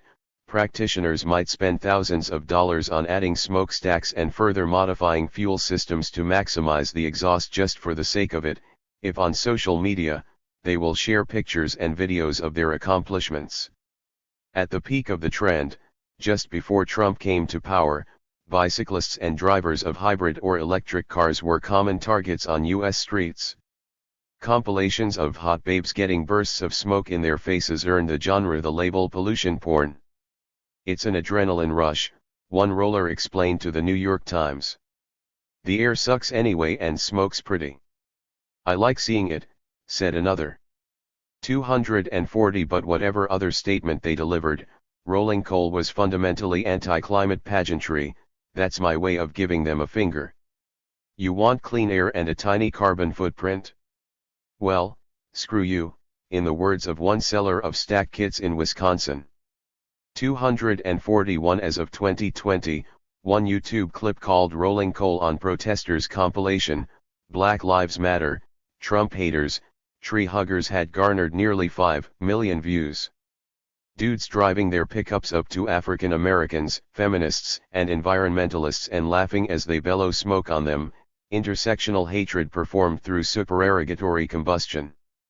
Something of the same attitude was on display in the video produced by the Finns, perhaps the European far-right party most skilled in visual propaganda, for the 2019 national election, in which it was a hair's breadth from becoming the largest party. It purports to be a film about the state of Finland. Over an image of a sunrise over Helsinki, a deep, manly voice tells the story of a nation once inhabited by happy people who had paid heavily for their independence and loved their homeland. Then their leaders, appearing as men in villainous masks, betrayed them, trampled on their memories, robbed them with taxes and opened the gates to a flood of people represented by the face of a black man. A young blonde woman screams as she is taken away to be raped. Regular Finns lose their jobs and end up homeless. Then the peripeteia arrives, a middle-aged man slams his fist into the breakfast table as he reads the news and the voice deepens one notch, to the sound of dramatic strings. Their anger began to form into an energia in sonorous Finnish, that was thick and black. From half a dozen apartment buildings, enormous plumes of smoke rise up, as though every Finnish household has become a power plant. The sky is a black ceiling filled with the exhaust from the people's rage. One night, this dark energy reached its critical mass. The crust of the earth itself opens up and a monster emerges from the crack, the embodiment of being pissed off, his body sooty, smoldering, glowing like a mass of coal. The defender of the people overpowers the masked leaders and seizes their limousine. At that point, he breathes out a cloud of sparks. 242. What is going on here? More than climate denial, perhaps climate refusal, as Daggett suggests, an angry, incandescent reinvestment in the fossil economy, no longer bothering to pretend otherwise. China Meavily has written about social sadism, a bourgeois culture of reveling in the misfortunes of the poor and laughing at them, a deliberate, invested, public or at least semi-public cruelty.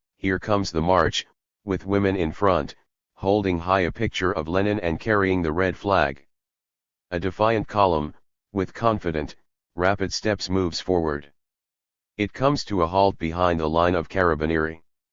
We are on one side, they are on the other. 2. The carabinieri gave way and the fascists charged ahead, swinging their sticks and clubs and firing their pistols into the mass, felling bodies left and right for about an hour, before proceeding to the building of Avanti. The main socialist publication in Italy, Avanti, had been leading the agitation against Mussolini and his followers. Now they streamed into the offices and set them on fire. Fascism was born in this ecstatic action, as described by one of its original founders and most fertile minds, the poet and propagandist Filippo Tommaso Marinetti.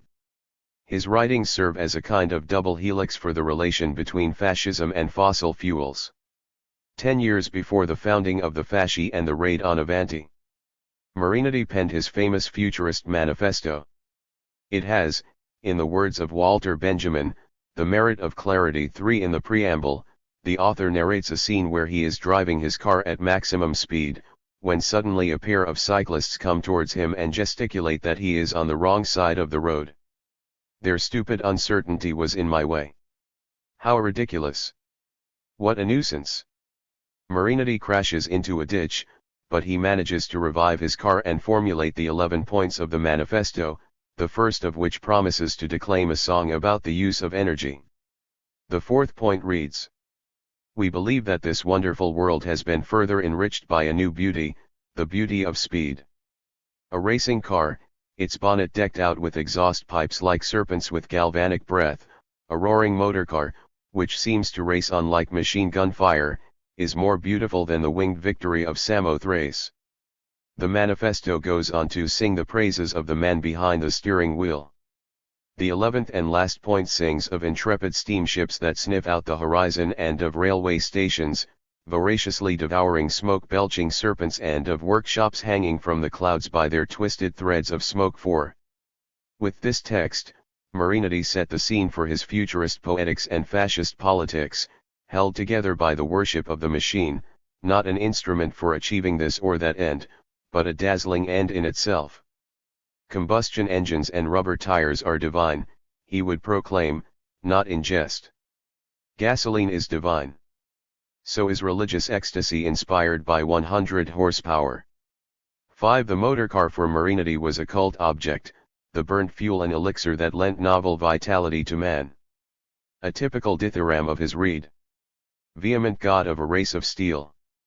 Space-intoxicated automobile. Stamping with anguish, champing at the bit. O formidable Japanese monster with eyes like a forge. Fed on fire and mineral oils. Hungry for horizons and side reel spools. I unleash your heart of diabolic puff-puff. 6. Straddling the 19th and 20th centuries, Marinetti also idolized the steamboat and the locomotive. Indeed, every kind of engine seems to have put him into a trance. The religious and erotic aspects of fetishism were here fully at one. "We," Marinetti wrote, "are promoting love of the machine, that love we first saw lighting up the faces of engine drivers, scorched and filthy with coal dust though they were. Have you ever watched an engine driver lovingly washing the great powerful body of his engine? He uses the same little acts of tenderness and close familiarity as the lover when caressing his beloved." 7.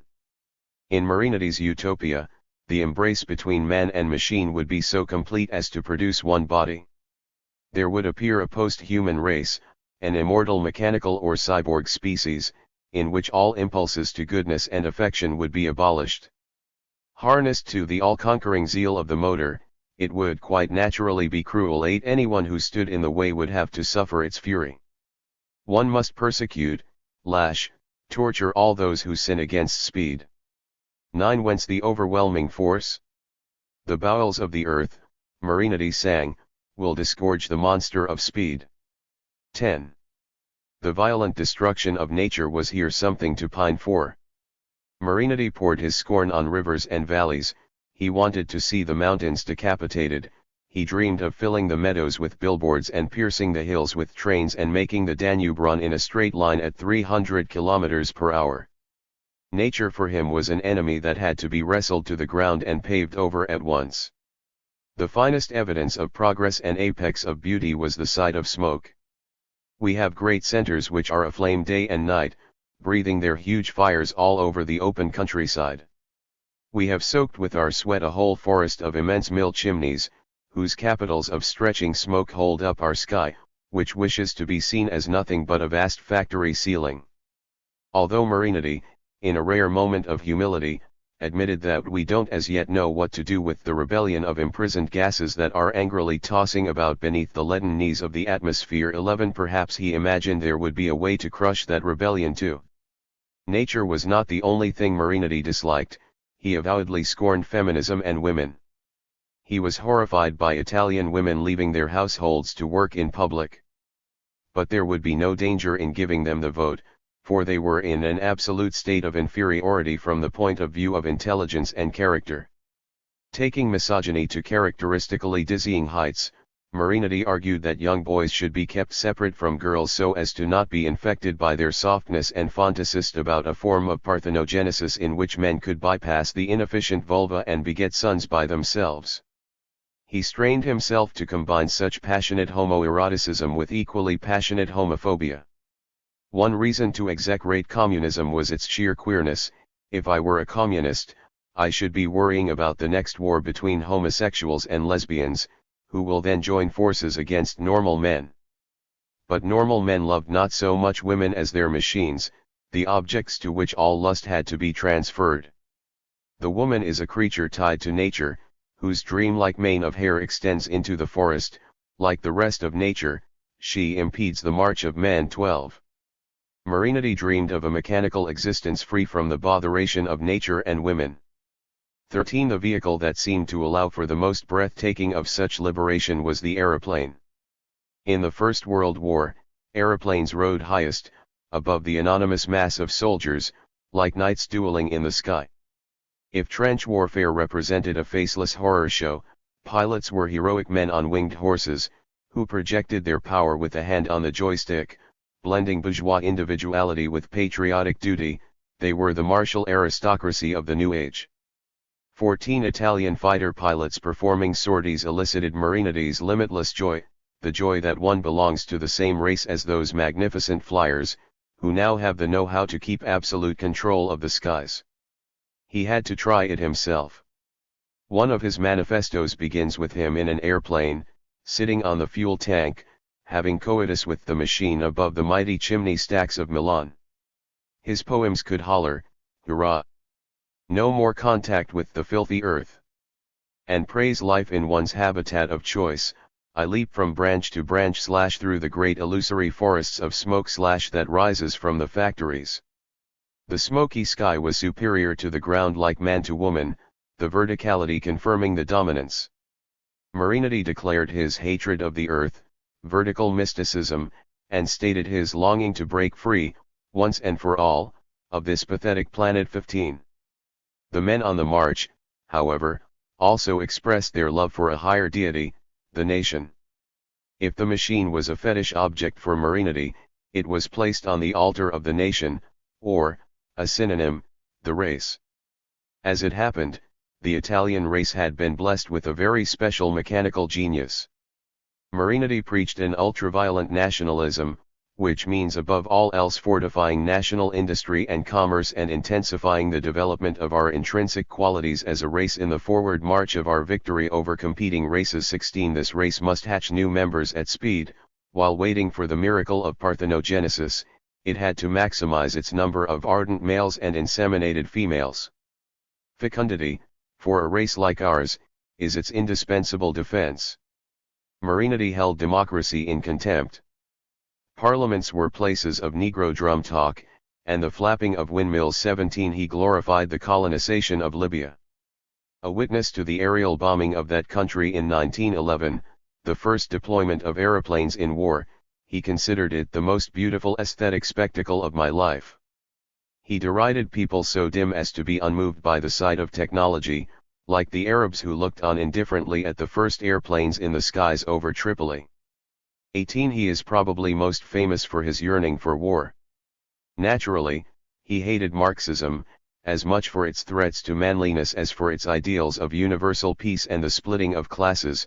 Workers ought to know their place and defer to the elite in charge. Increase inequality among mankind, was one of his watchwords.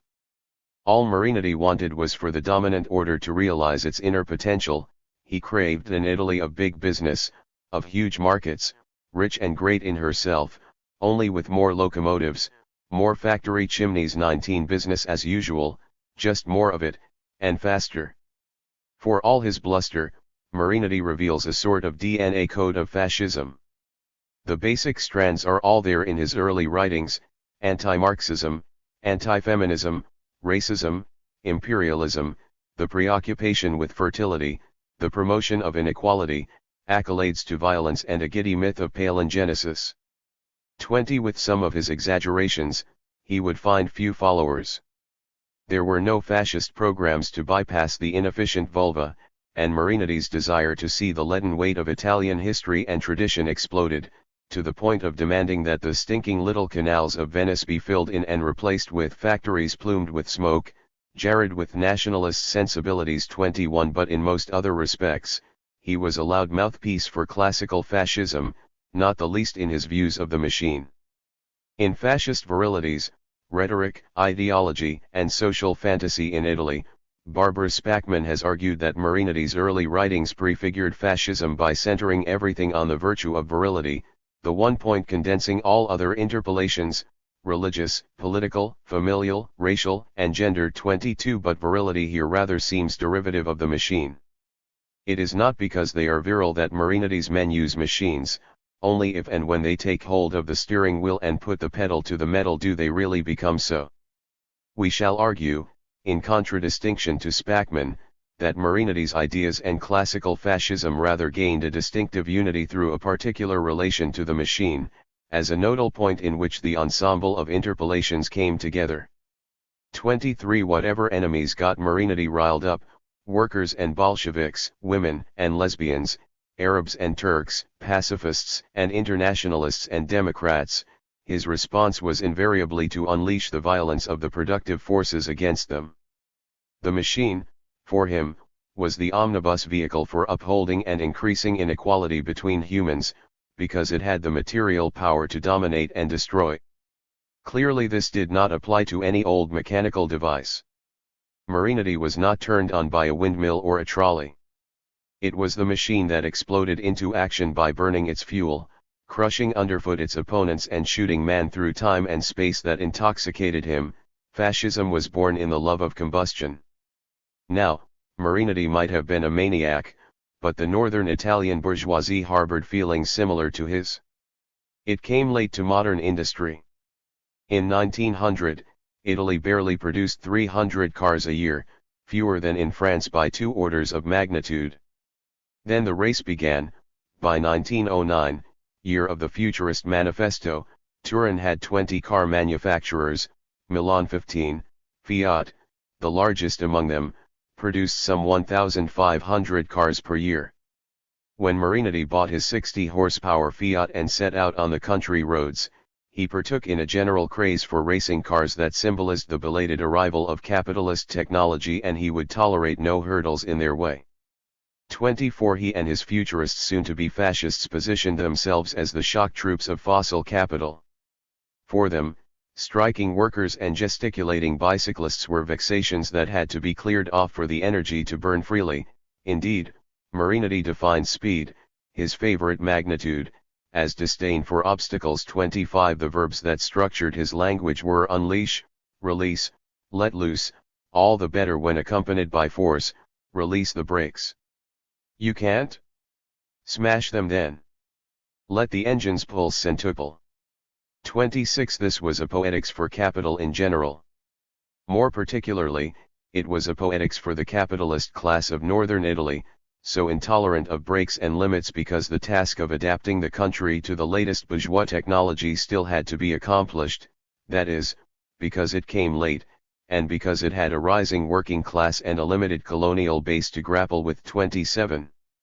Marinity marched one step ahead of this class, truncheon in hand, precisely because he made the machine more than a tool of accumulation.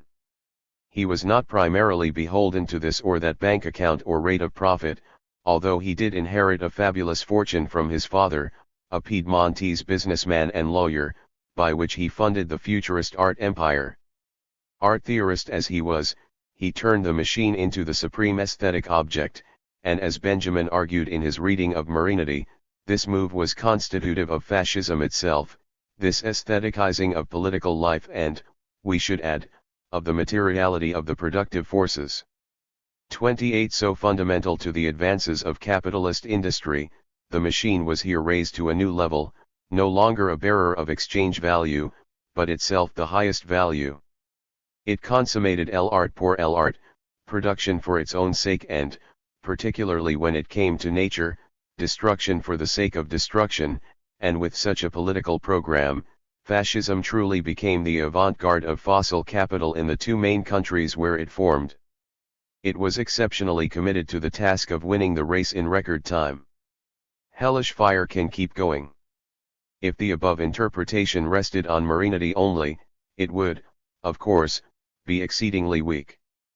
But he had a kindred German soul in Ernst Jünger. In 1914, at the age of 19, this man rushed to the front, to return 4 years later with multiple wounds and decorations and the stuff for a stellar literary career. The war was the ne plus ultra of human existence. Nothing compared to the thrill of shells exploding and machine guns rattling and fellow men hurtling themselves against cannons. All began in clouds of gas and smoke. 29. To live means to kill, announced Jünger.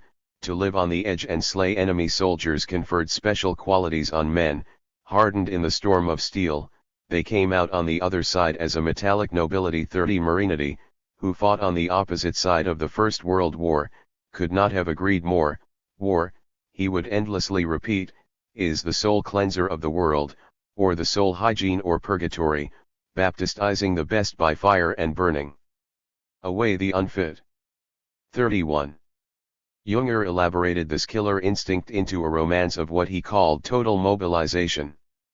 Modern war was not the act of an individual soldier or platoon or even army. It had to mobilize the sum total of the productive forces and transmit them as one giant current of destruction onto the battlefield. All energies of great industrialist countries with their factory centers, transportation capabilities, and armies of machines had erupted in the Produktionskrieg. The blaze shot forth from the crater's vent, but its power rose from within the material base. Somewhere deep from the rear, one by one supply carts are rolling on shiny rails, in all factories driving belts are humming, there is feverish mining for coal and ore in all mines, blast furnaces are on fire day and night in industrial zones. Supply is well maintained, hellish fire can keep going as long as it has to. 32. Extensively branched circuits of energy were projected into the theater of war, where they detonated in a larger-than-life spectacle of combustion. The warriors of the new age were machine operators, attacking from inside tanks and aeroplanes and artillery pieces with ever greater power. Total mobilization was the art of tightly coordinating the transformation of energy, or, as Jünger articulated its general formula, the growing conversion of life into energy, suggesting that life itself must be dissipated, and the type of energy he had in mind is obvious to any 21st century reader. 33. War was so wonderful because it concentrated the burning of fossil fuels in one central pyre. This is the material. Vast industrial districts with coal mine headframes and the nocturnal glow of blast furnaces before the eyes, Jünger would write and rewrite in ever more rapturous prose, all coal and steel, oil, explosives, and electricity, manned by specialized positions from admiral to boiler heater, working towards the point of purposeless destruction, which, for him, was in itself the greatest purpose. He felt unbelievably lucky at having seen it firsthand. 34. He took pleasure in the cultic event. Much like Marinity, he conceived of war as an aesthetic and metaphysical rite, a moment of pulverization in which the machine proved its prowess to the heavens. But what if, God forbid, there was no war going on? What joy could there be in peacetime? Luckily, the notion of total mobilization implied that some things in ordinary life had sheen too. In 1926, at a point in life when he was as close to Adolf Hitler as he would ever be, their bromance intense, the writer dedicating his book Fire and Blood to the national leader, Ernst Jünger published an essay entitled The Machine. There he depicted the world of machines as enchanted. Some people on other continents live among colorful birds in virgin forests, but we grow up amid caravans of machines, a magical landscape that surpasses any fantasies of 1001 Nights. Here we feel at home. It would not be a mistake to say that we live in a fairy world. Anyone who suggested that the machine was to blame for spiritual ills was profoundly mistaken. Only man himself was at fault, for not realizing that higher and more serious goals were to be found in the machine. The error lay in viewing it as a mere means of production, when it was the deepest source of mystery and exaltation men could ever know. Critics should also keep in mind that the motion of machines is of a coercive character. It runs over whomever stands in its way, becoming a means of destruction. Any protests will crash against its steel shell, like the protest of English factory workers who revolted against the use of the first steam engines. 35. There could be no alternative but to side with the machine and take delight in it. The exhilaration of the moving front line had its counterpart in the unstoppable advance of civil machinery. Jünger himself had little difficulty in finding the magical moments, when a frisson akin to that of the battlefield would run through him. There are such moments when we truly are proud of that, which is called progress. Let's remember the intoxicating joy that overwhelms the modern man at the sight of his own creations burning gigantic amounts of energy in the sky above the metropolises. 36. In the times of Weimar, Jünger never stopped haranguing his many readers on these themes. He came up with a sublime vision of work, defined as the dissipation of ever greater quantities of energy. Work is like fire, consuming and transforming everything combustible. If we throw ourselves into it unreservedly, we begin to get a feeling for the high temperatures and the monstrous furnace. 37. One must partake in the rite of this everyday miracle. Its blood is the fuel that drives the wheels and smolders at their axles. Blood brothers are those who intermingle through that fuel. 38. Jünger would paint vast murals of bewitching industrial landscapes, the streams of automobiles outshining any waterfall and shoal of fish in the ocean, and underscore, as in Fire and Blood, that yes, the machine is beautiful. That beauty always communicated with the Fronterlebnis, or battlefield experience, the square to which Jünger returned again and again. War was the continuation of industry by other means and vice versa, and if people could only open their eyes to this presence of death in their daily life, they would see it shine. 39. This perpetual warring rested, of course, on a primordial war against nature. That was the enemy that must be vanquished before any other. Jünger preached Herrschaft over nature on a telluric scale and delighted in the sight of wild landscapes retreating before the blitz of technology. The sadism tinged with masochism, he noticed that the machines are not only directed against nature but against us as well. 40. Love them all the more for that. Jünger sought unconditional, devotional surrender to the violence of the machine in every sphere of life and death.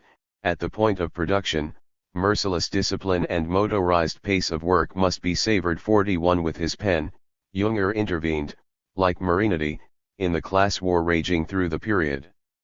On the one side stood machine and nation, on the other, the masses and nature. The German Volk is erected on the foundations of subjugated nature. It is this that distinguishes it from the mass, which whips up nature to flood and rebellion, as Klaus Theweleit encapsulates the worldview. 42. The Volk would be victorious if it learned to desire its fate, as marked out by the machine. All cathexis must be directed onto it. Painful or sweet, there is no way out, no sideways, no backward. What matters, rather, is to increase the force and speed of the processes by which we have been gripped. 43. Women, needless to say, did not exist in this universe. 44. Men alone brought forth the new, to them belonged the Herrschaft, hottest and most intense in the front line fraternity. What is being born in the parthenogenesis of combustion is the essence of nationalism, a new relation to the elemental, to Mother Earth, whose soil has been blasted away in the rekindled fires of material battles, out of crater and pit, the phallic stock of the machine race 45. This would be a whole new race, energy incarnate, the masters of explosive and flame 46. But it was also very recognizably white and German. With these writings, brought to the German public during the critical years of Weimar, from the pages of the Endstab Daily Volkisker Beobachter and other far-right publications, Ernst Jünger contributed to the rise of Nazism. His main deed was to weld together nationalism and the machine. Before the First World War, the German right had been sunk in one long daydream about fields and forests, organic nature and the grand cosmos, soulful patrician landscapes unsullied by engines and other modern barbarities. The nation would be redeemed when the machine vanished. Jünger stood all of this on its head. In reactionary modernism, technology, culture, and politics in Weimar and the Third Reich, the work that has defined the field of fascism and technology studies, Jeffrey Herf pinpoints an ideological constellation named in the title of the book. It combines selective absorption of some yields of modernity, its most efficient technologies, with a repudiation of all other modern values. It wanted to charge ahead with the machine, but go back towards stricter hierarchies, and the former move would catalyze the latter. Herf's account has its problems, as we shall see, but he provides firm evidence of the break effected by the reactionary modernists, among whom Jünger was the thinker primus inter pares. German youth owe a debt above all to Ernst Jünger for the fact that technology is no longer a problem for them. One Nazi commentator thanked him in 1934. Before Jünger opened their eyes, they lived in the nightmare of anti-technological impotence. Now they, the German youth, a euphemism, of course, for the Nazis, have made his beautiful confessions to technics born from fire and blood their own. They live in harmony with it. 47. They had come to love the machine of combustion, and without that breakthrough, the material force of Nazism would have been impossible. In his agitation against sentimental drivel about land and ruddy farmers, Jünger had a pragmatic argument to make. In these tough times, a nation would never be strong without learning how to burn things. Germany had lost the war because it had not understood the logic of total mobilization, failed to build up its industrial capacity and imagined that spirit could make up for brute matter. Success was guaranteed to those who in the shortest time sent out trains with tons of explosives or supplemented production with coal and steel, the lesson nationalists must take to heart before the next round. The foremost duty of the nationalist state, Jünger informed the readers of Volkisker Beobachter, will be the creation of a powerful army, equipped with the most modern technical means. 48. Every fetter on such build-up would have to be unsentimentally smashed. The great conjuring trick of Jünger, however, which enabled him to touch the German right in the depth of its romantic soul, was to displace the mysticism of national life forces onto the machine. 49. The feelings of blind love for a community bound in blood did not have to be forsaken, only transferred to the moment of mass combustion. Effeminate fantasies of a pre-industrial mist could be exchanged for the hypermasculine fog of gases, on whose beauty Jünger built his entire career, as he tried to put into words something that had to be experienced. Language, he constantly repeated, could not do justice to the scenery. 50. The magic of the flaming machine must be lived to be felt. Jünger thereby took technology one step further from social relations, to a plane of hyperfetishization where the productive destructive forces had a mysterious and compelling claim on people, who must find the highest pleasure in submitting to their laws. For those who tuned into this frequency in the Weimar cacophony of interpolations, liberation of the German machine meant more than profit or strategic strength. It represented the regeneration of the very soul of the nation, and anyone who opposed it was therefore an enemy of that soul, the shock troops moving into position. 51. Once power had been seized, nothing would be allowed to slow down the hellish fire. Fossil Behemoth 1. In March 1923, Benito Mussolini inaugurated the construction of a road from Milan to the Alpine Lakes, to be completed the next year, the first motorway in world history. Here no vehicles other than automobiles would be allowed to move. There would be no zigzagging bicyclists, disrespectful pedestrians, or slow animal-drawn carts, only the car in splendid isolation, on straight and smooth lanes built to serve its needs. In driving modernity, technology, experts, politics, and fascist motorways, 1922 to 1943, Massimo Moralio tells the story of how the network of autostrada constructed in northern Italy in the 1920s introduced limited-access highways and revolutionized automobility. The driver would take his car to a gate next to a toll house. A uniformed inspector would step forth, greet the car in military style, collect the toll and open the gate for the driver, who could then gun the engine and accelerate to maximum speed, the first and, for a few years, the only place in Europe where automobiles could be exercised to their full capacity, without the usual impediments. 52. The Milanese bourgeoisie began to promote the concept immediately after the First World War. The most industrious tycoon, one Piero Poricelli, owner of a company in the road and quarry business, published a pamphlet on the physical martyrdom inflicted on motorists when they had to share roads with undisciplined wagons. Motorways would remove the pain. Industry and modern commerce employ the automobile on the road in the same way that calculating machines are employed in offices. Such are the times, Poricelli reckoned, but it was only after the fascist seizure of power that these times came into their own. 53. Mussolini and his local authorities fast-tracked the projects. While initiatives and funding were usually private, the fascists made good use of them in their propaganda, the motorways incarnating the consolidation of hierarchy, the defeat of the socialist challenge and the rebirth of the Italian nation. In the 1920s, the regime Blas won the arrival of the bourgeois family that could drive to its villa outside of town, relieved of the inconveniences of tramways and trains. It attracted enormous international interest. Technicians and engineers, businessmen and lobbyists, politicians and journalists from the US, the rest of Europe and even as far afield as Egypt and China flocked to the motorways outside Milan. Fairs and associations turned them into the living proof of the benefits of automobility and inspired similar schemes around the world. Poricelli, now a de facto ambassador for Mussolini, kicked off discussions over road development in Finland and won contracts for motorways in Brazil, but the country quickest on the uptake was, of course, as we shall see, Germany. 54. When forming his first cabinet, Mussolini included one minister from Fiat. This company had been gravely threatened by the factory occupations during the Biennio Rosso and thanked its lucky stars for fascist reimposition of discipline. Workers hoisting the red flag over factories were not the sole trouble prompting Italian capitalists to look for an exceptional solution in the years after the war. A critical shortage of coal made them cast longing glances at Turkish regions rich in the fuel. We shall see how this particular appetite was satisfied. As for protecting private ownership of the means of production, fascism fulfilled all its promises. A company like Fiat enjoyed the roaring 20s, capturing 90% of the Italian auto market and basking in profits. Mussolini continuously reassured capital of the new order by appearing behind the wheel of a racing car or, better still, descending from an aeroplane. 55. Mussolini fancied himself the chief pilot of the nation.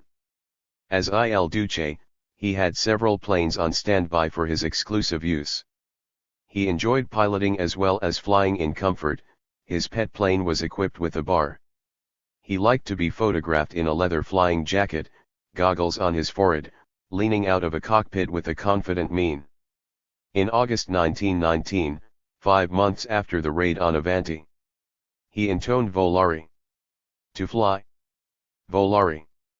To fly over the ghastly, continual trench skirmishes that are the stuff of daily life. Volare.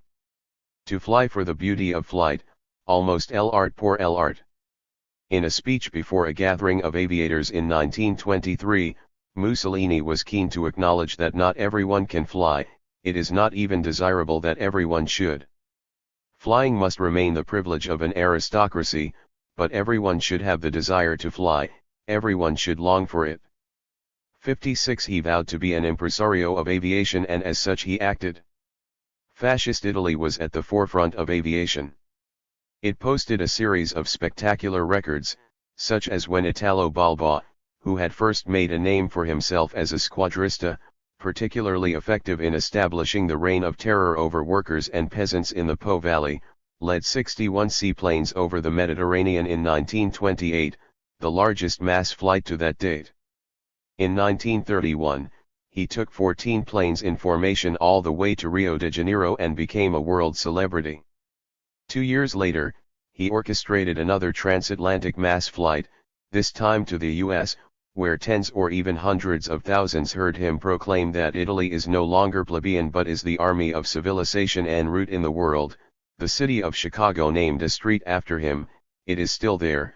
57 As eyes had peered at the Italian motorways in admiration, now they turned to the skies. Rarely if ever has flying been so exalted in ideology. In his extensive study Fascism, Aviation, and Mythical Modernity, Fernando Esposito charts how Italian aviation built up into an aesthetic and political hysteria.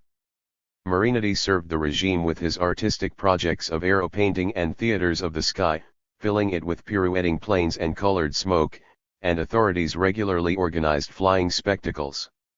Such events served as metaphors for the fascist order.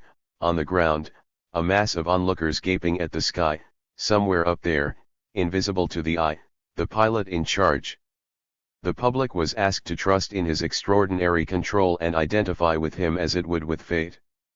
58 A fresh frenzy erupted in 1935, when the Italian Air Force wreaked revenge on Ethiopia, that stubbornly independent African kingdom that had routed an Italian army in 1896, by showering its people in poison gas. Much like the British steamboats 1 century earlier, the aeroplanes penetrated the interior of Ethiopia with crushing superiority. Afterwards, they were represented as the machines that tamed wild African nature. 59 They were totems of fascism. The pilot really knows what it means to govern. Hence there appears to be a necessary, inner spiritual affinity between aviation and fascism. Every aviator is born a fascist, one of many state-sanctioned publications on the topic affirmed. Whoever does not expand, whoever stands still, will submit and become enslaved. Flying is the weapon most identified with the race, explained another. Following Marinetti, one lieutenant claimed that just as marble was the classical material and Gothicism the style of the medieval period, so flight is the characteristic of our fast-flowing and metallic era, in which man lives, burning, in the turbulence of history. 60. Fossil Behemoth 2. During his first weeks as Reichskanzler, Adolf Hitler turned down a number of invitations to address ceremonies and gatherings. But he jumped at the opportunity to open the International Automobile Exhibition in Berlin on February 11, 1933. Standing before the potentates of the car industry, bald old men in dark suits, listening intently, heads tilted, he unveiled some new national priorities. They did not include railroads, which belonged to the past. With their fixed schedules and routes, they had brought individual liberty in transport to an end. The automobile had given man a mode of traveling that obeyed solely one's own orders, respecting not the timetable, but man's will. It was akin to the aeroplane, also powered by a motor. Kissing the feet of the car capitalists, Hitler lauded them and their underlings for producing real masterpieces of precision as well as aesthetic beauty and pledged to do everything in his might to advance today's most important industry. More specifically, he would relieve it of tax burdens, promote motorsports, and launch a program of road construction.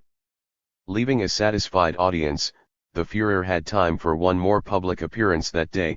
Boarding a plane to the town of Kassel, he inaugurated the Adolf Hitler House with the declaration that the age of international solidarity is over. The national solidarity of the German Volk will take its place. 61. The auto industry had languished in the doldrums of Weimar. Weak domestic demand, poor if any roads, battles with cocky unions on the shop floors conspired to depress motorization to a trifle, 1 car per 242 inhabitants in 1927, as against 1 per 44 in the UK and France and 1 per 5 in the US. An embattled corporation such as Daimler-Benz was quick to see the promise of the NSDAP. In early 1931, it began to place conspicuous advertisements in the Volkskerr Beobachter, even though, or rather because, it was cash-strapped and ceased advertising with the Social Democrats. Daimler-Benz outfitted Hitler and his entourage with shiny new Mercedes cars. Representatives of the corporation later boasted that they helped motorize the movement, and the Mercedes star became the vehicular mirror of the swastika. The motorcades of the Führer, gliding through the well-manicured forests of Sieg Heil salutes, would invariably be spearheaded by it. There is a scene in Leni Riefenstahl's Triumph of the Will where Hitler and Robert Ley, head of the Deutsche Arbeitsfront, DAF, the Nazi institution responsible for the control of labor, slowly pass by a parked Mercedes car. For a brief moment, the star on the hood and the swastikas on the arms seem to blend, before the two men inspect the ranks of obedient, sharp-chinned Aryan workers. 62. And the Third Reich was off to a flying start. In April 1933, newly purchased vehicles powered by internal combustion engines were exempted from annual car tax charges. Costs for driver's licenses were cut and all speed limits abolished. From spring 1934, it was up to the driver to drive as he wished. The automobile lobby had long been asking for precisely these stimuli. To demonstrate its commitment, the Third Reich sponsored the racing teams maintained by Daimler-Benz and overnight turned Germany into the world leader in sports, raking in Grand Prix titles and speed records, interpreted by a rapt press as so many proofs of the superiority of German power. When all three places on the podium in Monaco were taken by its drivers in 1936, one reporter exulted, "Germany has won a hot battle in a superior manner, now we advance to further battles." Car capitalists had already responded in kind in the months after Hitler took the helm, when the concord between the NSDAP and German capital was sealed with munificent donations from the latter. In mid-1933, the National Association of the Automobile Industry poured money into the party coffers. 63. The enrichment was reciprocal. During the first year of the Third Reich, more than twice as many cars were sold as in the preceding year. In 1934, 3 times as many were manufactured as in 1932, sign of a recovery far more rapid and extensive than in virtually any other branch of industry. 64. In 1935, the motor industry reached a position as the largest manufacturing employer. As for Daimler-Benz, capacity utilization fluctuated around a fourth and a third in the early 1930s, but hit 95% in 1935 and 97% in 1938. Not only was demand buoyed, but the unions were graciously obliterated. Daimler-Benz was in a state of bliss, Herr im Haus, masters in the house, after decades of intrusions by socialists. 65. It counted a pleasant increase in profits following the seizure of power. 66. Then Hitler unveiled his truly ambitious projects for motorization. First, the people's car, or Volkswagen, the most highly prized composite of race and commodity, above the Volksmotorräder, motorbike, Volkstraktor, tractor, Volksfernseher, television, Volksempfänger, radio, and a list of other items in which the Volk would take material form. The idea was to have industry produce a cheap and compact car for the people.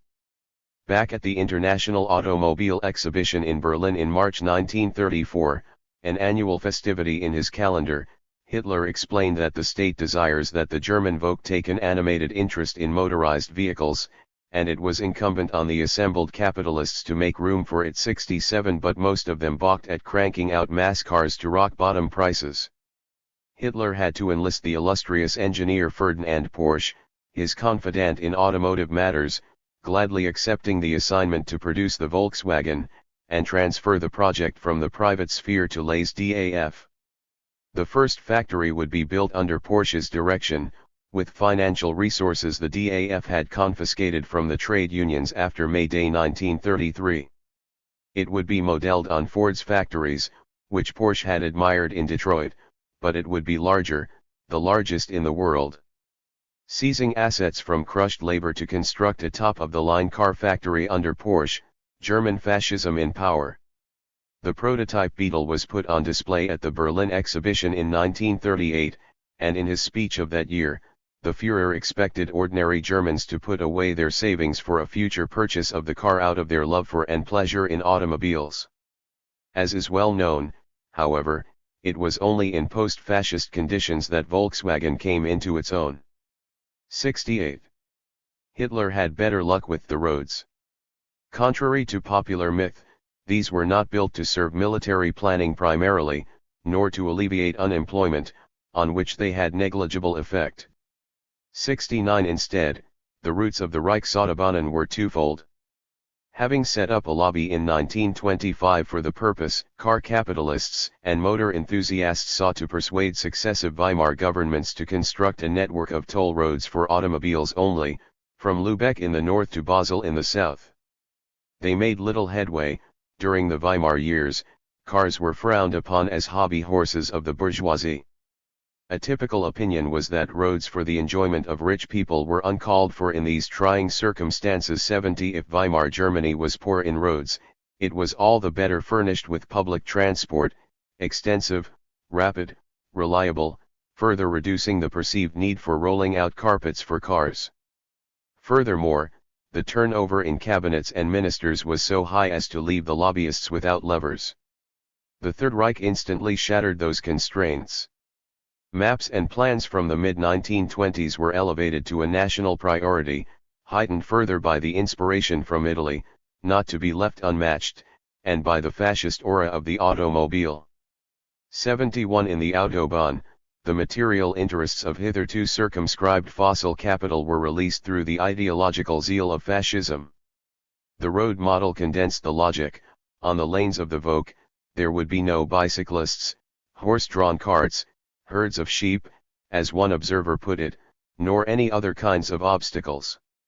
As the laissez-faire produced a virtual slaughter of German drivers and pedestrians, the Third Reich found itself compelled to reimpose speed restrictions on some roads in May 1939. But the Autobahn remained free.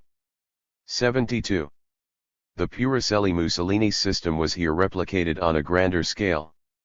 After 8 years in existence, the Nazi state had laid out a road network 7 times longer than what the Italians had achieved in the first 12 years of their reign. Germany overtook Italy as the front runner, Hitler in a Mercedes speeding down his own motorway straight as a die made for flashy images, renewing the momentum for similar projects in France, Holland, Denmark, Poland. 73. But the propaganda rang loudest on the home front, where the Autobahn cemented the order and extended it beyond the visible horizon. All senses were bombarded with the roads. There were Autobahn paintings, Autobahn novels, collectible Autobahn pictures in cigarette packs, radio dispatches from the latest inaugurations, and some 20 state-produced films with titles such as Open Road, Roads of the Future, On Germany's New Highways, Fast Roads, and Roads Are Fun.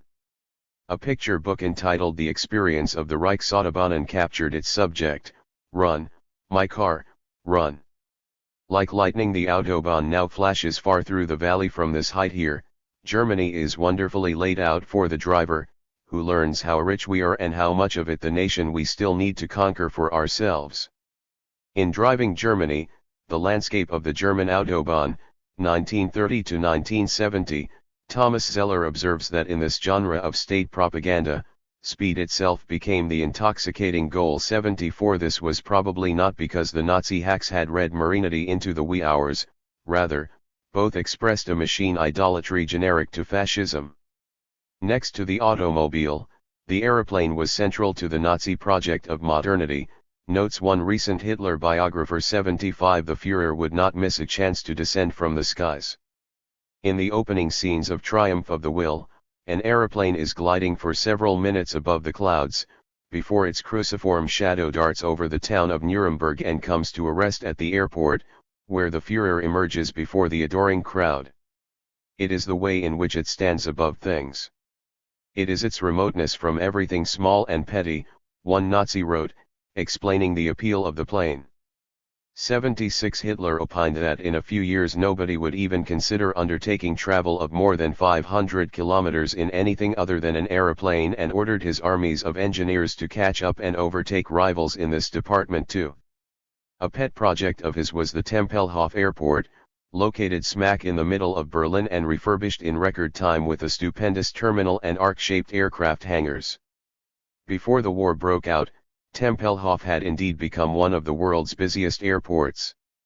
77 But the greatest strides were made not in civilian but in military aviation, a focal point of the Rearmaments drive, the build-up of the Luftwaffe outpacing most if not all other industrial ventures.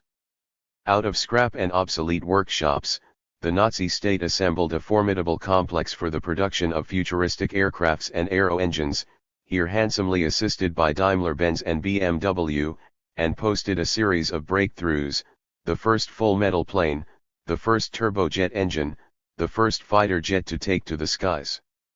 The German millions might be a generation away from frequent flying, but the spectacles of the Luftwaffe mandated their imaginary identification with the Vogue on wings.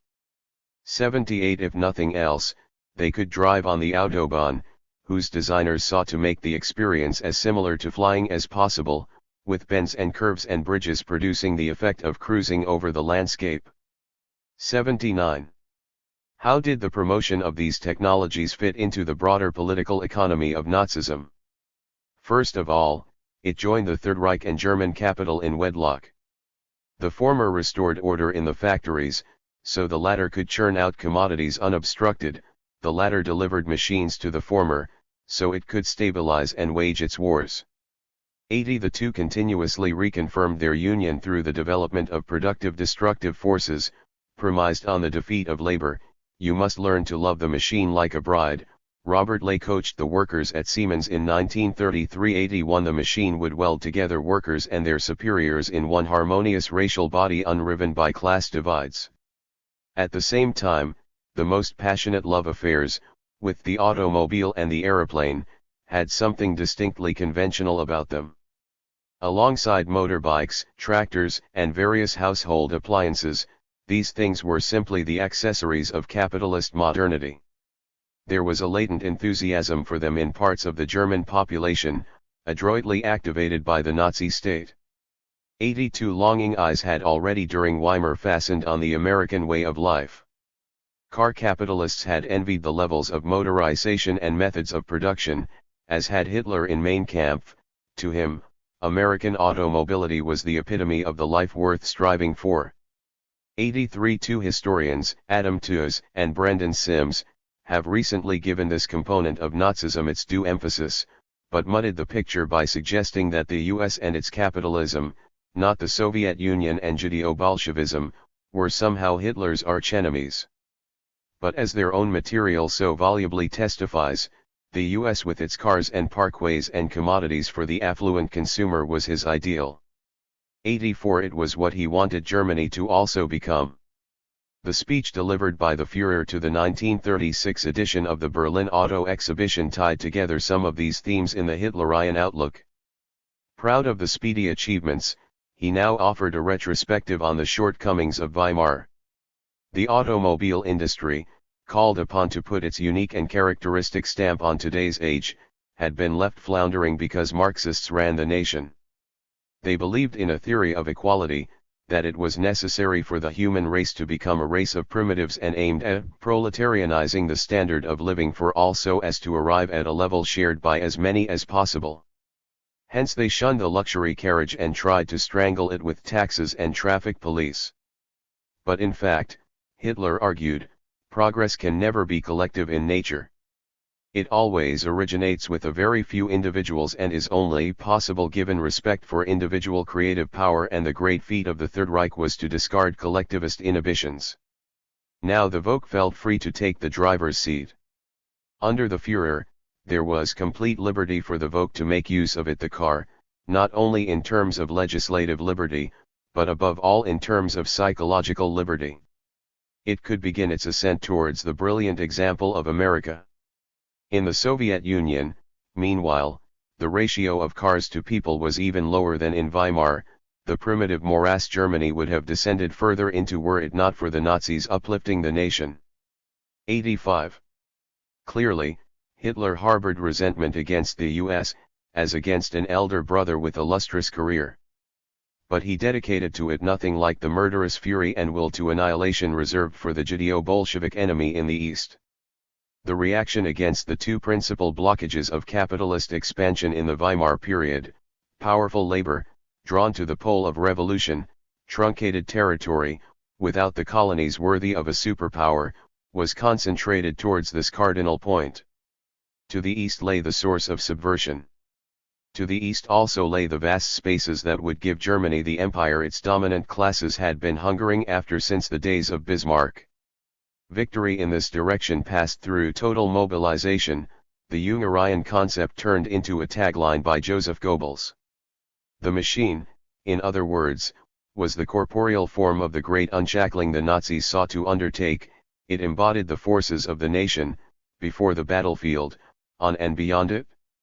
Only by producing as much top-class modern technology as possible could the Volk prevail and prosper, and it followed that any maudlin critique of it was anti-national. Hitler made as much clear, at no time did he betray any soft spot for nature. He was himself, in Herf's assessment, the greatest practitioner of reactionary modernism.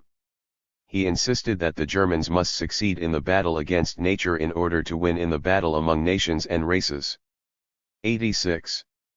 And the Nazis would not have been Nazis if they did not soak this embrace of technology in racism. In their view, the white race had an unmatched rapport with the machine. All the results of art, science, and technology that we see before us today, Hitler observed in Mein Kampf, are almost exclusively the creative product of the Aryans. The Moors, for instance, had used horses for thousands of years, but their time was over now. The Aryans had the motor car. 87. The circumstance that two German inventors, Benz and Daimler, had first created a vehicle with wheels, seats, and an internal combustion engine proved that Germany was the homeland of the Aryan car, but the most brilliant example of its full development was, again, America.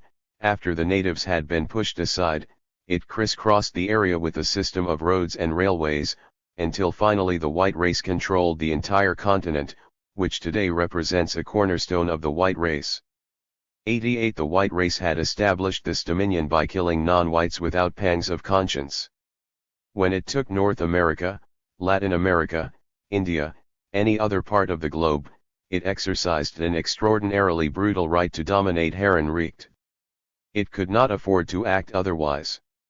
Only if cannon stayed affixed to the engines, as in the 19th century, when the British Empire ruled the seas, could the white race maintain a world system of gigantic central world factories on its own side and huge markets and sources of raw materials on the other.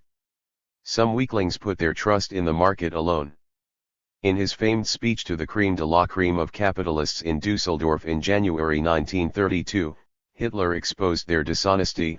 All I can answer is, that is not the spirit which opened up the world to the white race, nor would it open up the world to Germany, at which point the transcript says here, 89. One must here credit Hitler with a sense of historical realism. His outspokenness put the secret of techno-racism out in the open.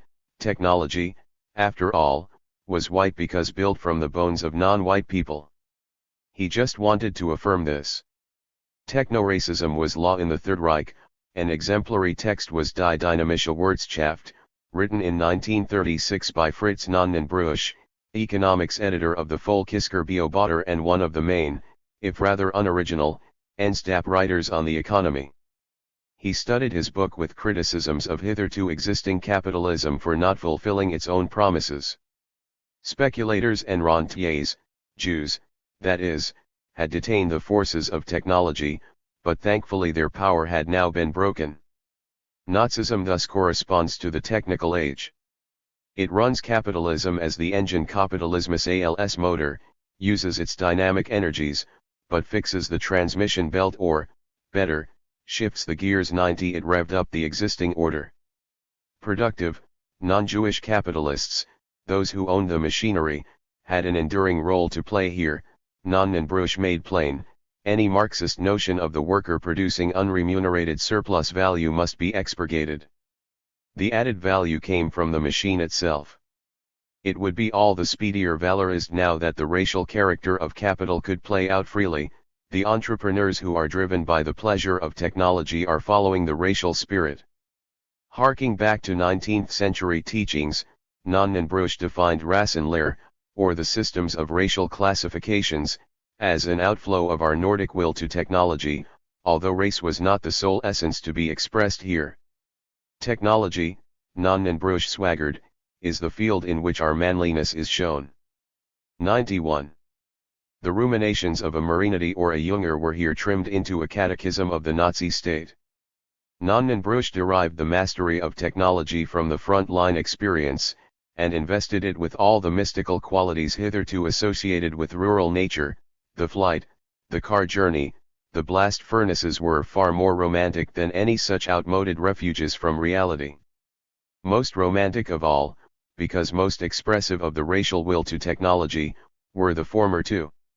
It is wonderful that the youth are so lively to hurry themselves to the airplane. It is wonderful that cars are bought in great numbers, because this shows that the Volk wants technology and is ready to pay for the experience of it. Imbuing the machine with these racial values was a way to upgrade it even further, not just a dead thing that functioned efficiently and generated profit. It materialized the good and strong Volk. Building the Autobahn is much more than the construction of traffic routes. It is much more, just like the car is more than just a means of transport. 92. Neither was for Jews. The foil for this torrent of techno-racist thinking was, of course, always the Jews. The white race knew how to build machines, but Jews switched off their power.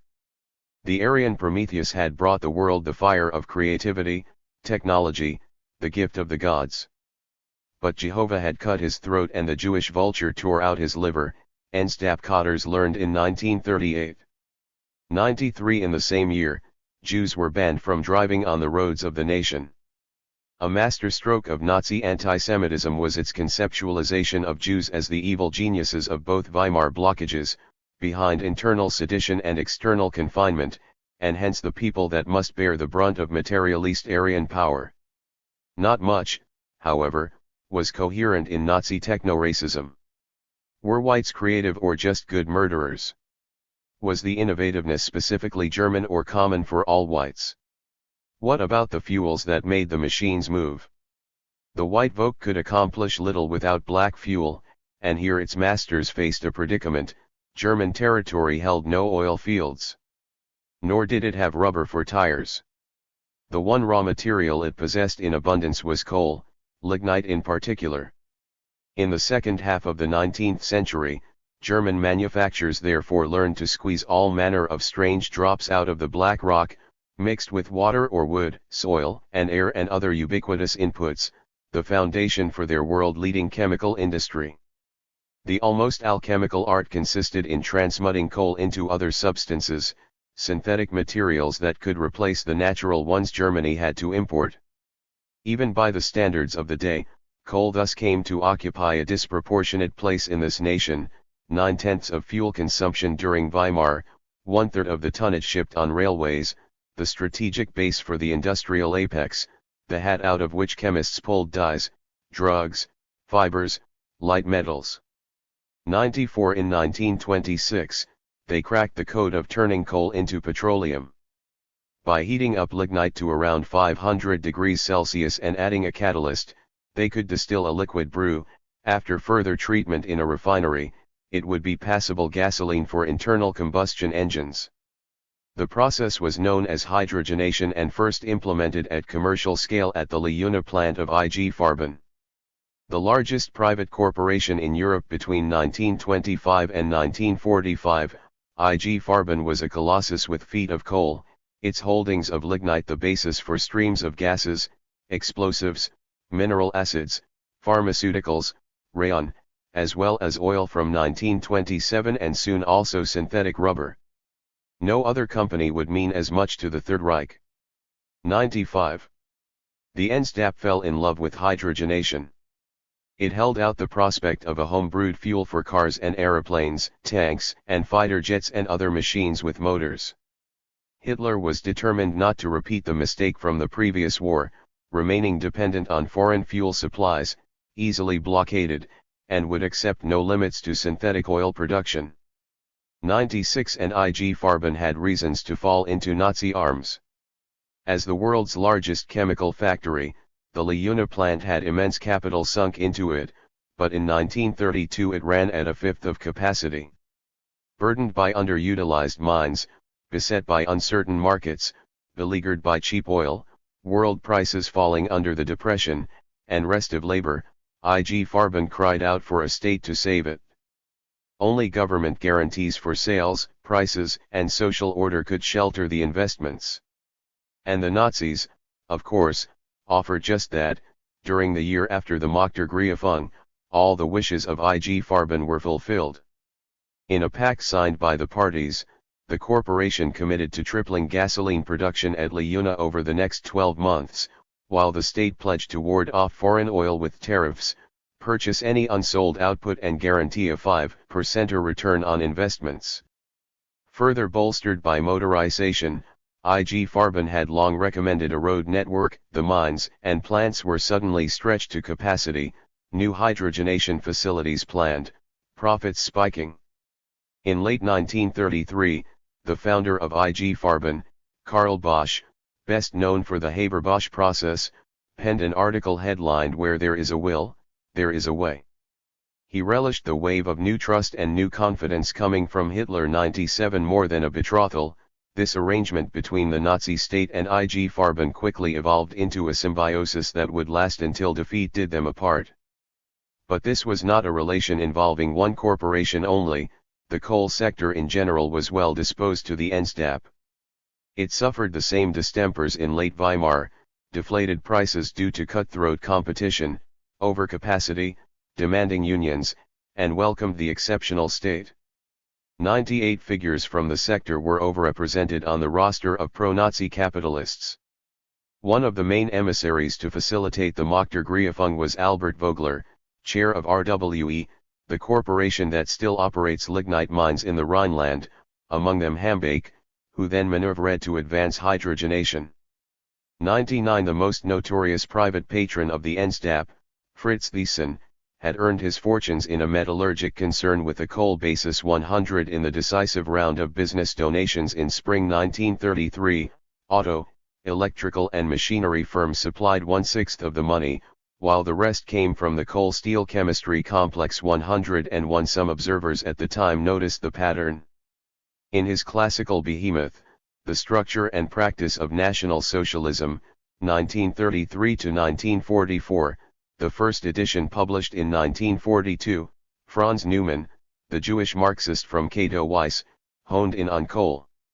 The technological advances in German industry were founded on this one fuel, but the installations for its various transubstantiations were extraordinarily expensive.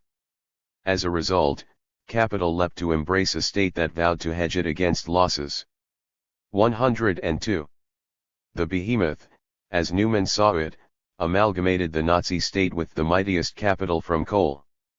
The former ensured expanding markets for the synthetic materials, civilian at first, notably cars guzzling synthetic gasoline, but before long centered on rear moment, held off natural imports and helped organize industry so as to quench ruinous competition. 103 German coal and chemical manufacturers had been pioneers of the cartel form, but the agreements tended to come apart during the crisis. The Third Reich revived cartelization. Small coal producers and retailers who undercut prices would henceforth be sanctioned out of existence. In 1934, the 10 largest lignite corporations were pooled together in a combine called Braunkohlenbenzin, or Braubig, and instructed to multiply their synthetic gasoline facilities. 104 These developments merely enhanced the centrality of coal. Pumping gasoline out of the mines was the precondition for motorization and blitzkrieg. From the same seams came tires for the Wehrmacht and Luftwaffe, new light metals were conjured up for more advanced engines, the military-industrial dynamism of the Reich swirling around this axis. Trade and finance were demoted in Nazi capitalism, and in their place, a particular set of productive forces was enthroned. The vertical combine from coal, or lignite, to manufacturing is the type which best expresses the industrial leadership. 105. Given its strategic importance, one might think that the Nazi state should have nationalized the coal sector, but instead it held up the carrot of glistening profits and trusted in private enterprise to deliver the goods. Profits and more profits are the motive power. 106. The spine of the behemoth, we can then conclude, was primitive fossil capital. Every day sees how this machinery becomes an instrument of destruction rather than welfare. Newman despaired from his exile. 107. This anatomy only became more pronounced in the later phases of the Third Reich. In 1936, Hitler shifted gears once more with the announcement of the four-year plan, a crash program for making Germany self-sufficient in key raw materials, oil, rubber, fats, textiles, copper, and ready it for war. The office for realizing the plan was handed over to managers and technicians from IG Farben. 108. New hydrogenation units cropped up and mining accelerated, coal output increasing by 70% or over the 7 first years of the Reich. 109. But this was still far from enough.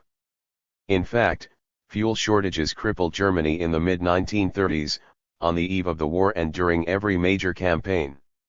The totally mobilized economy had an insatiable appetite for coal and its derivatives, some of which also had to be diverted to the Southern Ally. Instead of conquering its own reserves, Italy depended on German shipments. One bottleneck was the shortage of labor power, and so the coal sector became the first to experiment with slave labor. In 1941, there were already 70,000 foreign workers forced into German mines. 110. The oil situation was even more critical. It called for a two-pronged offensive, further expansion of hydrogenation capacity, and conquest of actual oil fields.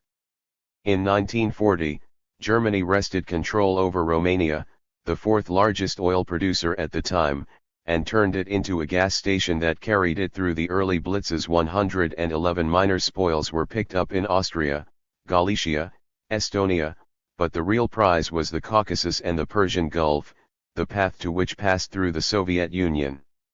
Operation Barbarossa would open the gates to the oil of the Orient. 112. A rush of excitement ran through the dominant classes of Nazi Germany.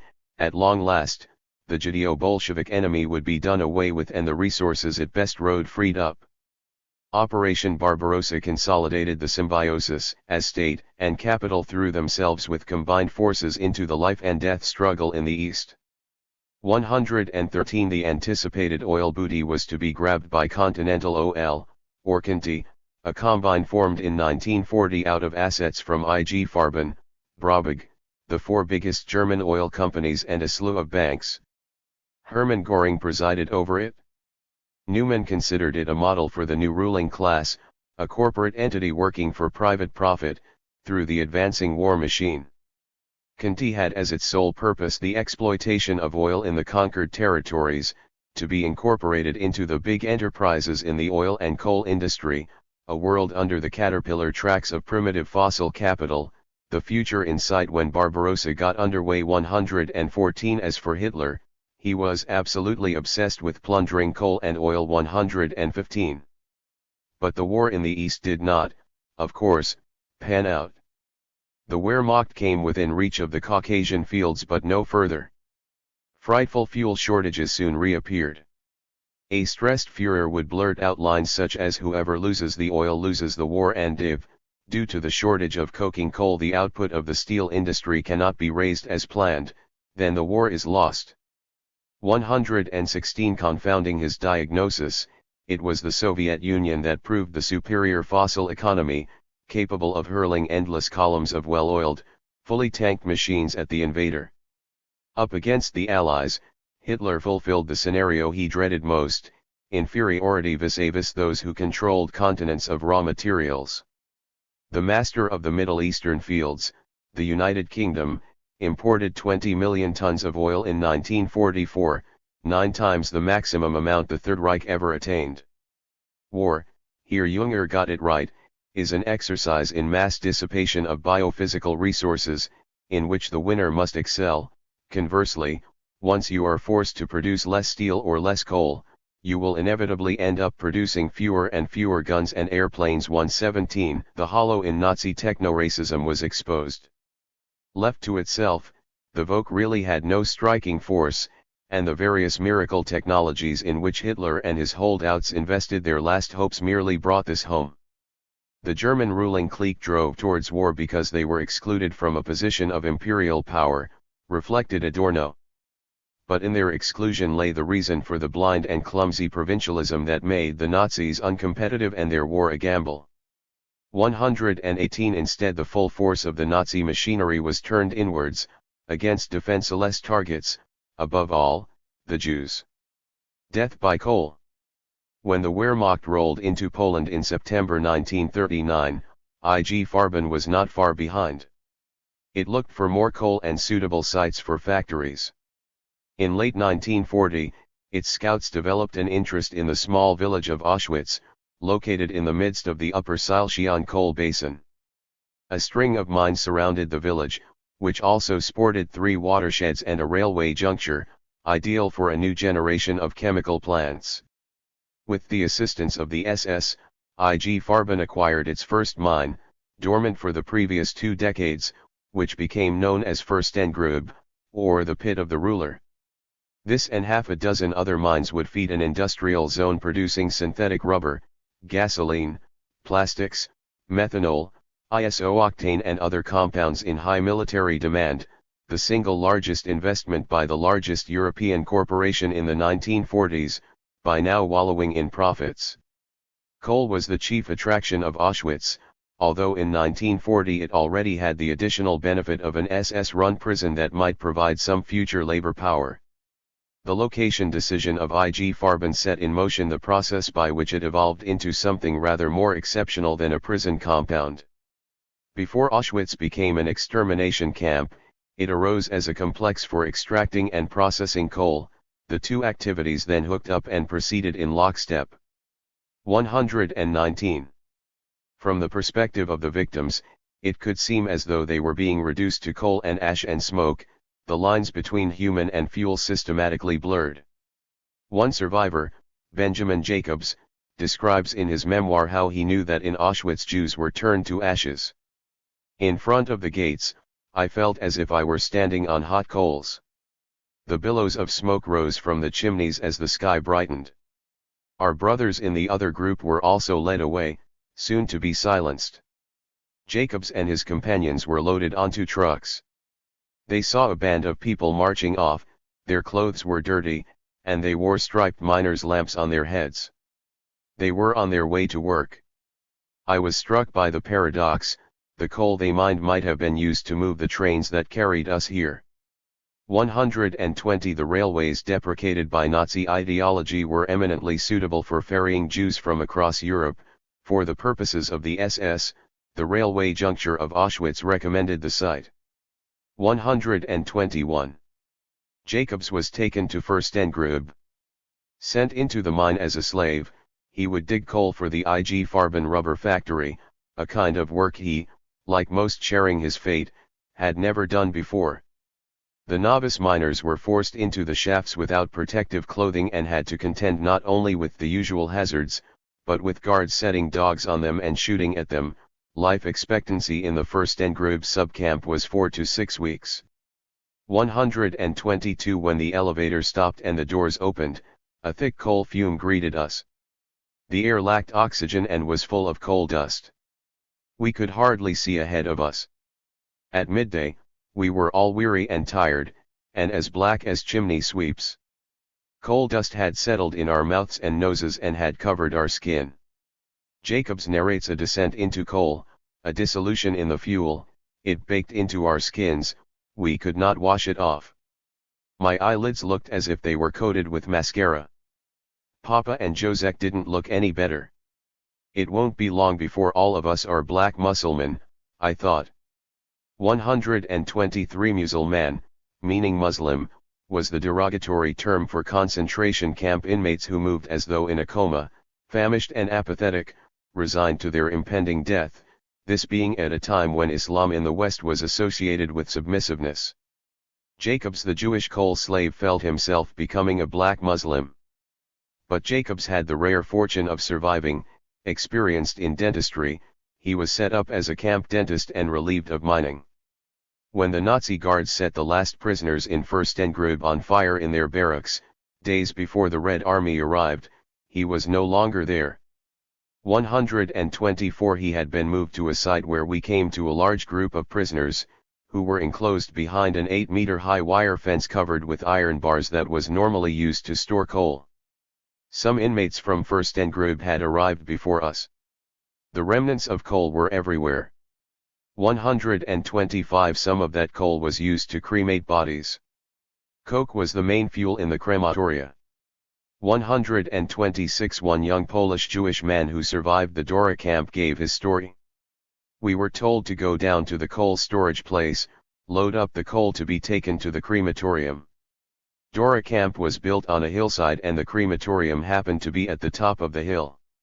I remember pushing the wheelbarrow full of coal, up this slope towards the crematorium, arriving there and actually walking into the crematorium and seeing it in action, seeing the bodies lying there, waiting to be put into ovens and seeing bodies in the oven being burnt. I did that a couple of times, and by the third time I was very weakened and so tired. I was halfway up that hill pushing the enormous load of coal and I just slumped onto the ground and started crying. 127. Burning a hated people with coal. Could the fascist affair with technology have had a more fitting finale? A Western wall of race and arms.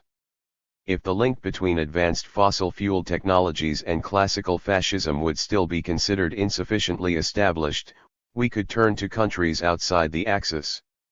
The frontman of British fascism, Oswald Mosley, had a brief career in the elite unit called the Royal Flying Corps during the First World War and, proud as a peacock, never tired of championing national aviation in the standard fascist terms. 128 A group of his followers took the machine into the waters. Founding a speedboat club, they drove through the rivers and lakes of Suffolk on boats built in Mussolini's Italy and groomed in races and regattas in the Third Reich. 129 As for the US, it seems, in the light of the above, hard to brush off as inconsequential the fact that one of the two most prominent peddlers of anti-Semitism and sympathy for the Nazis was Henry Ford. The magnate of the assembly line and pater of mass production, churning out the central commodity, Ford has been used to periodize capitalist history, Fordism/post-Fordism, and is also, sometimes, remembered for the long excerpts from the protocols in his newspaper, the swastika pins distributed in his offices, the signs greeting workers exiting his factories, Jews teach communism, Jews control the press, and the slave labor requested for the Fordwerke in Cologne, the services that plant gave to the Nazi war machine and the profits it raked in. 130 It is even harder to brush it off when we consider that the second most prominent peddler was Charles Lindbergh. When he made the first solo flight across the Atlantic in 1927, carried by nearly 2,000 liters of fuel, Charles Lindbergh became an idol.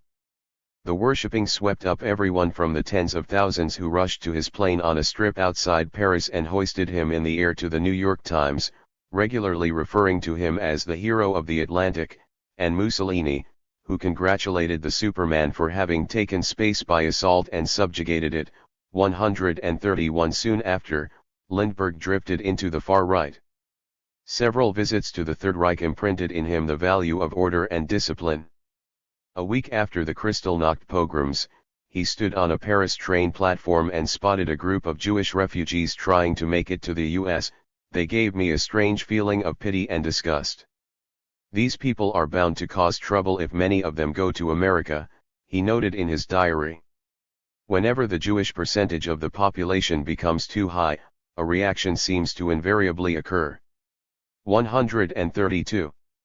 When war broke out, the pilot and the Karzar led the America First Committee, the group campaigning for the U.S. to stay outside the fray, from which Donald Trump would later take his slogan, as in an America First energy plan. Lindbergh believed that Jewish interests were manipulating the US to intervene in the war.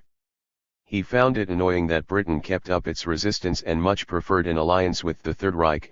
Instead of a suicidal internecine battle, the white race ought to unite against its external enemies. 133 These enemies came from the east. Oriental guns are turning westward, Asia presses towards us on the Russian border, all foreign races stir restlessly. It is time to turn from our quarrels and to build our white ramparts again. It is our turn to guard our heritage from Mongol and Persian and Moor, before we become engulfed in a limitless foreign sea. 134. There ought to be constructed a western wall of race and arms to hold back the foreigners. Such a pan-white wall would need a French army and an English fleet as well as a German air force, plus all the material the US could muster. Germany would have a special task allotted to it. This nation would be the essential guardian of the eastern border of civilization. She alone, Lindbergh wrote in 1940, can either dam the Asiatic hordes or form the spearhead of their penetration into Europe. 135 What then had aviation to do with this global war for the white race? As far as Lindbergh knew, everything. Aviation seems almost a gift from heaven to those Western nations who were already the leaders of their era, strengthening their leadership, their confidence, their dominance over other peoples. It is a tool specially shaped for Western hands, a scientific art which others only copy in a mediocre fashion, another barrier between the teeming millions of Asia and the Grecian inheritance of Europe, one of those priceless possessions which permit the white race to live at all in a pressing sea of yellow, black, and brown. 136. A manifesto, if you will, for secessionist aviation. Lindbergh went on to lay out airline routes around the world. He contributed to the design and development of aircraft technology. 137 He was not, of course, the only individual in the US to be on affable terms with Nazis and then, after the tides of war had turned, reinvent himself as just another contributor to American progress. The ancestor of ExxonMobil, Standard Oil, worked closely with IG Farben on hydrogenation. Among US companies, only General Motors had a greater stake in the Third Reich. 138 Another businessman directed the building of its third largest oil refinery, which specialized in processing imported oil into high-octane gasoline for fighter jets. This man expressed his admiration for the fascist states in the 1930s and wished for the US to become like them. He was so enamored with the German way of life that he employed a nanny and brought her back to his Kansas compound. A fanatical Nazi, dressed in starched white uniform, she established a reign of terror over his two young boys. She read stories to them about unruly children punished by having their thumbs cut off or being burned to death. She compelled them to produce bowel movements at a specified time every morning, on pain of forced injections of enema or castor oil. The terrified boys would grow up to become known as the Koch brothers. 139. On the forward rush. Towards the end of reactionary modernism, Herf backs away from the implications of his findings and cordons off Germany in a separate enclave. The phenomenon, we now learn, was peculiarly German, found nowhere else, with no causal relationship to capitalism. Offering the techno version of the Sonderweg thesis, Herf argues that Germany followed a special path away from capitalist modernity and suffered a deficit of modern values and mindsets and for this reason developed reactionary modernism, endemic of irrational German culture. 140 He never bothers to compare fascist Germany to fascist Italy. But we have two cases, not one, a duality that in itself contravenes the presumed singularity of the German path. 141 Moreover, if we agree with Herf that a signal feature of the current he examines was the fetishization of technology, the removal of the machine from social relations and its elevation to a higher sphere where it could be imaginatively infused with some racial essence, then we must conclude that the Germans merely followed the example set by the British and the Americans. They copied their ideas in extenso. The techno-racism expounded by Marinetti, Junger, Nonnenbruch, Lindbergh, and other fascists was the creation and consensus of the literati in the greatest liberal empire of the 19th century, closely followed by that of the 20th. There is a line running from the writings of a MacGregor Laird and a Harriet Martineau, not to mention Ralph Waldo Emerson or Edward A. Ross, to the machine and triumph of the will. The defining idea of techno-racism, our white race has the greatest facility with advanced technology, required the seedbed of the global division of labor completed in the 19th century. No one would have got into his head that whites had a knack for machines in the 2nd or the 14th, before the modern divergence. No artisanal guild could have inspired it. A technological system of local or even national scale could not sustain the illusion. Only when the world economy actually sucked biophysical resources into the core could it take root. Only when the deep base of technological progress was hidden from view, because of its location in remote peripheries, could the fetish be detached from them and instead attached to something like the white race. That separation, as Hitler himself intuited, in his twisted way, was accomplished by extraordinarily brutal force. The British Empire led this pack.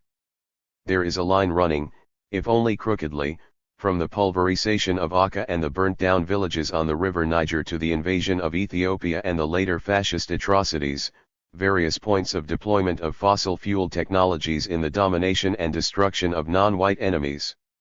From the time of the steamboat, the cutting edge of this violence had to be fossil. The Middle East, China, West Africa could not have been as thoroughly penetrated with sailing boats. The Italian pilots could not have dropped their poison from kites, the German cars and tanks could not have been dragged by horses. When they were, it was a sign of the chronic fuel shortages. The crematoriums burnt coal to burn people and would hardly have attained such concentrated efficiency with wood. In the origins of Nazi violence, Ecobedo Traverso flips the Zonderweg thesis on its head to argue that Nazism was no deviation from capitalist modernity, but rather a unique synthesis of a vast range of modes of domination and extermination already tried out separately in the course of modern Western history.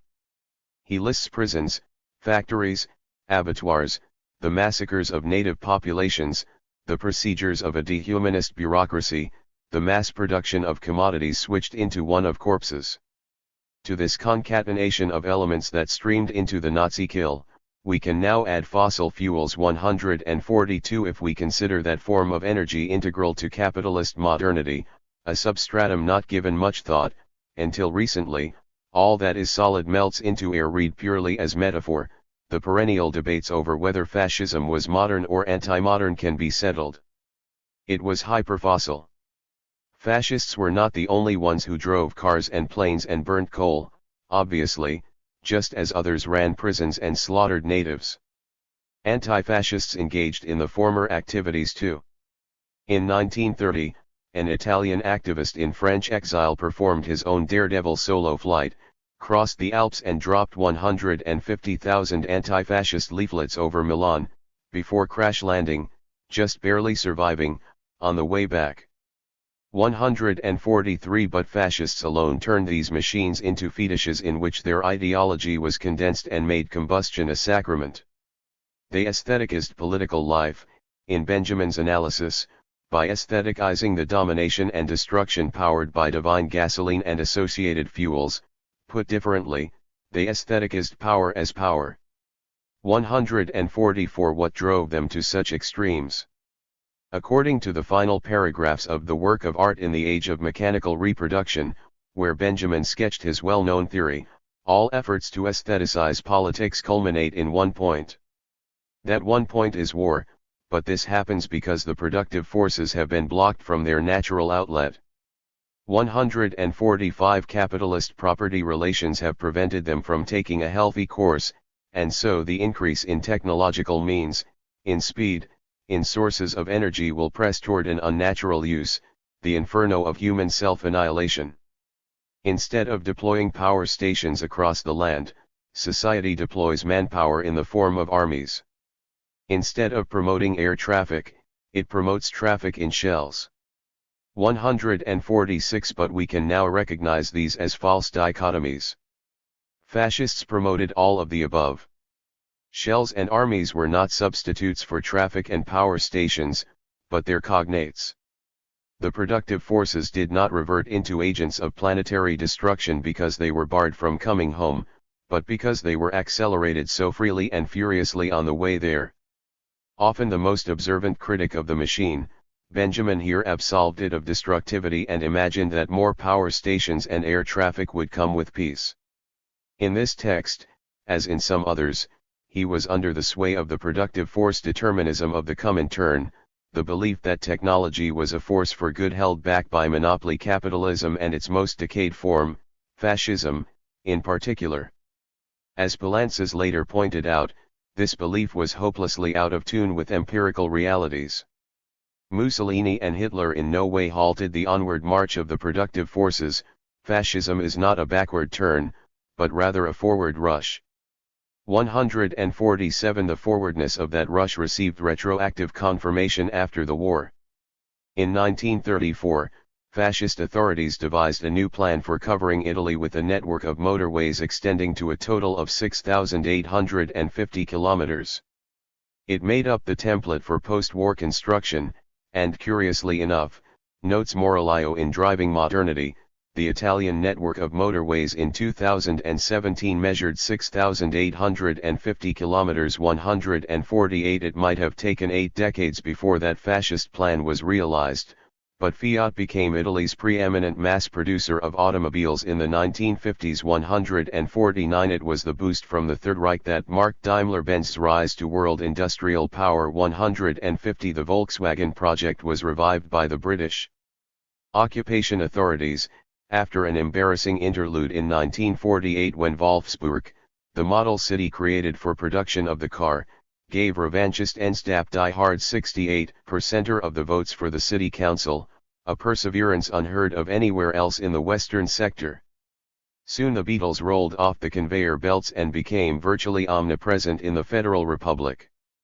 The Nazis formulated the promise of motorization, came up with the name and developed the prototype.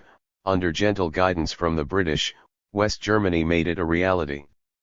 Volkswagen also became the best-selling small car in the US, while a special niche was occupied by the spin-off brand Porsche. 151. The Autobahn network has been called the most enduring of the Third Reich's material legacies.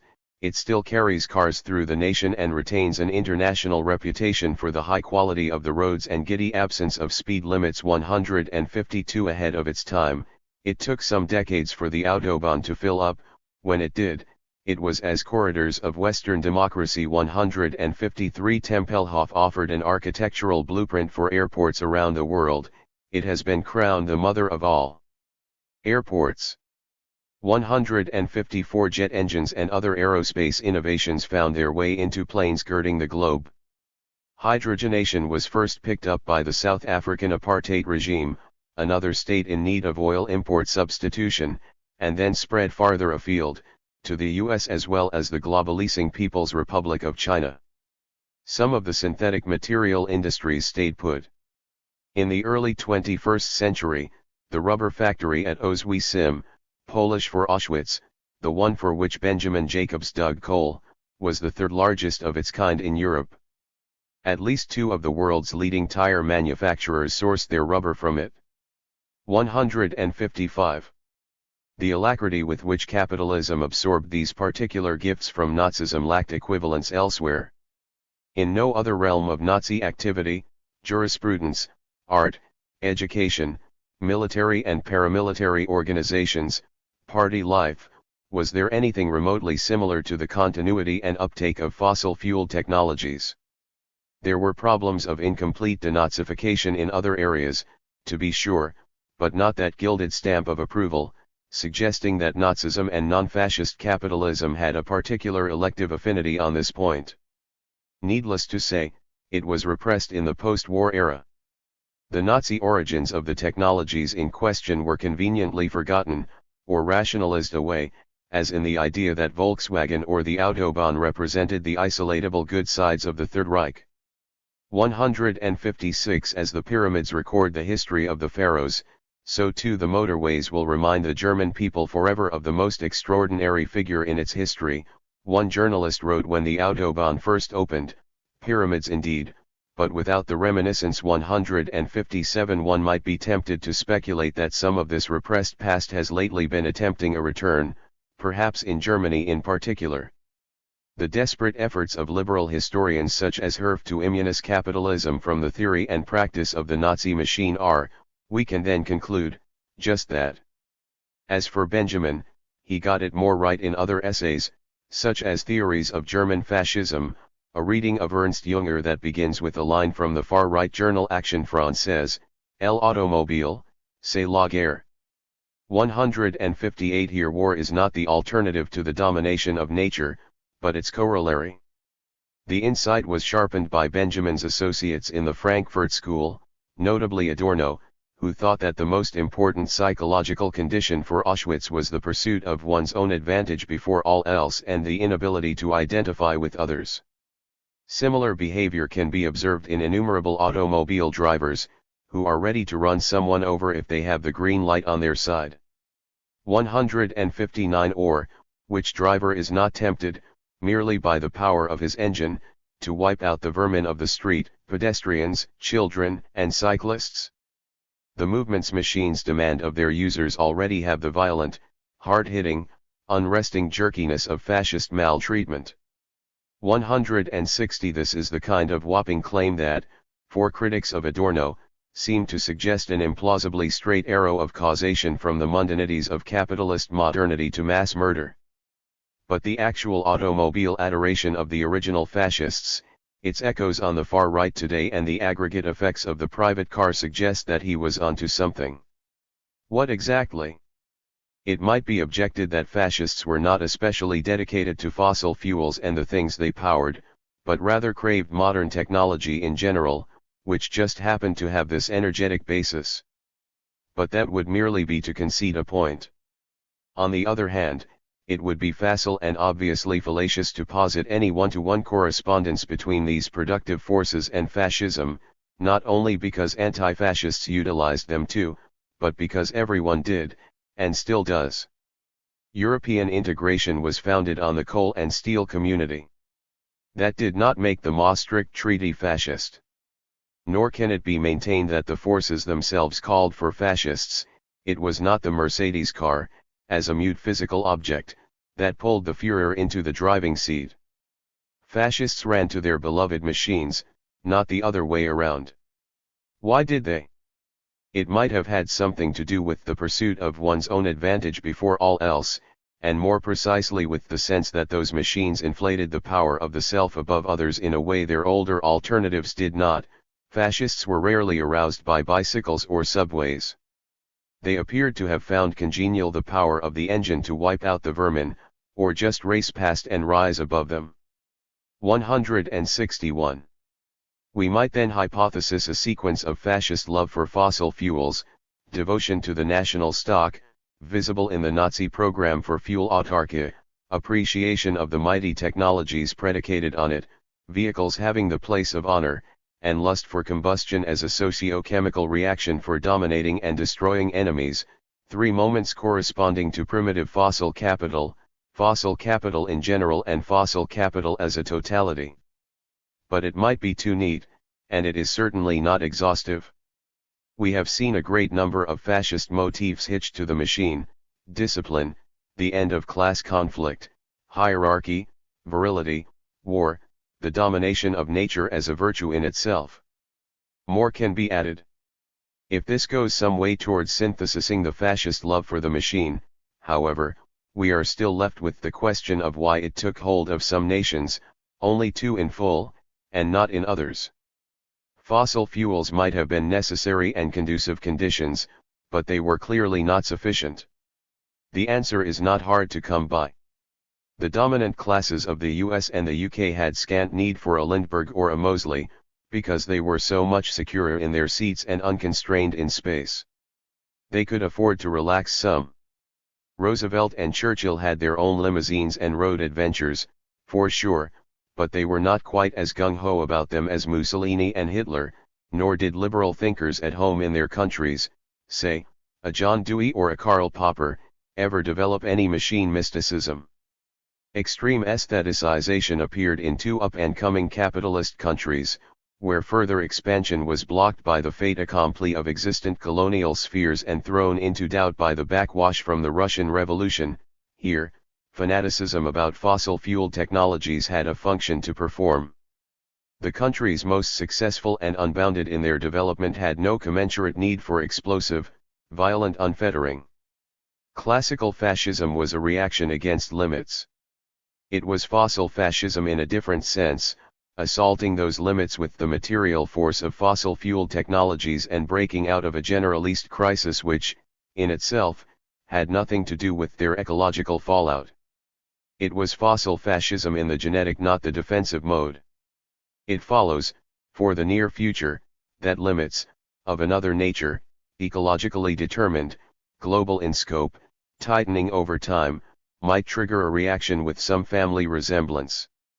The danger of fossil fascism is the danger that actors of the far right will again position themselves as the shock troops of fossil capital, but on the other side of the historical curve. They will resist the imposition of purposively suffocating fetters. Indeed, this has, as we have seen, already happened. The far right has run towards the historical task of defending fossil fuels and their technologies in their terminal crisis. Perhaps we should have seen this coming. In the light of the genealogies we have sketched, there is nothing surprising about the grandchildren of classical fascism returning to protect the automobile and the aeroplane and the burning of coal against meddlesome hands. In other respects, however, the situation is one of epochal reverse. The conditions in which the far right operates today could hardly be more different from the interwar period, while at the same time being bound by some recognizable similarities. We should expect fossil fascisation to deviate massively from the antecedent. It will not be IG Farben and Furstengrube in the 2020s. What makes for the central difference? Fossilist proletariat. The starkest contrast between the interwar period and the early 21st century pertains to the class struggle. The working class, to put it simply, is a shadow of its former self. This is not the place for an in-depth review of the fraught question of proletarian support for the far right. The data is contradictory and contested, for both periods, and interpretations tainted by confused theories of class. But some things have come to indubitable light. The idea that Trump and Brexit, two of the main steps towards the right in recent years, were carried by an aggrieved working class, also referred to as the losers, the Rust Belts, the left behind, has been thoroughly debunked. In both cases, affluent voters tipped the scales 162. On the other hand, we know that the very long march of the contemporary far right in Europe began with it winning over layers of the working class from the left. The French, as so often, set the example, which then spread to Northern Europe, the region where the allegiance of the class to its social democratic parties had long been the most absolute and abiding. The DF, the FRP, the PS each bit off chunks of the red constituencies and presented itself, not without foundation in electoral statistics, as the new working class party. 163. Sweden was perhaps the last domino to fall. In 2018, the country that held out longest in class voting buckled to, for the first time, more workers voted right than left, and a growing share went for the farthest right. 164. Something similar happened in Germany. A select group of old billionaires helped the AfD get off the ground and turn rightwards. 165. In the 2017 election, the typical voter profile seemed to fit the Trump/Brexit pattern, wealthier than the average, not objectively precarious, but in the following years, the party moved over to one side of the cleavage of united Germany. It stood tallest in the east, in provinces with manufacturing industries and low incomes. 166. It also made inroads into the unionist core of the class. The leading German labor sociologist, Klaus Dohr, pointed to the emergence of a far-right pole in the factory councils of the automobile industry and offered the following statement from one union activist, who had just led a strike to victory. Refugees should, at least that's my opinion, they should have to leave. I wouldn't have a problem if they reopened Buchenwald, put a barbed wire fence around it, and then it's them in there and us out here. And no one has to deal with the other one. And leave them in there for as long, I mean, with normal humane treatment and all, but to put it bluntly, until they are deported. 167. This was, in Doer's judgment, an extreme expression of a common mood. Indeed, he reported an astonishing affinity for violence among his informants, the lines between so-called populism and plain old Nazism difficult to detect. 168. On the other hand, again, there is research suggesting that the far right in Europe has been seated in or near state power by the most well-off layers in the most prosperous societies in history in periods of boom rather than bust. 169. The most reasonable conclusion from this mixed picture seems to be that the contemporary far right is a trans-class phenomenon. Like a Volkspartei should, it attracts support from all classes and strata. 170. This raises two immediate questions. First, what's in it for the working class? Second, can classical Marxist theories of fascism survive this situation? If we accept that fascist tendencies are at work in contemporary capitalist societies, that fascisation is happening and proto-fascist politics are gaining ground, without, as of the late 2010s, any full-blown fascism being instituted anywhere, so that comparisons with the interwar period are legitimate, we have a conundrum at hand. How could capitalism give rise to this phenomenon, when there are no gravediggers in action? The commies or us, that is the question, wrote Goebbels in his diary on August 12, 1932. 171 classical Marxist theories pivoted on this choice.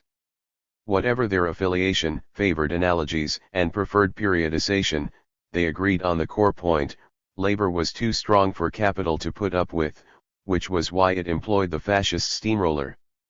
Fascism, according to one restatement of the axiom, is there to solve the problem of working-class hostility to capitalism.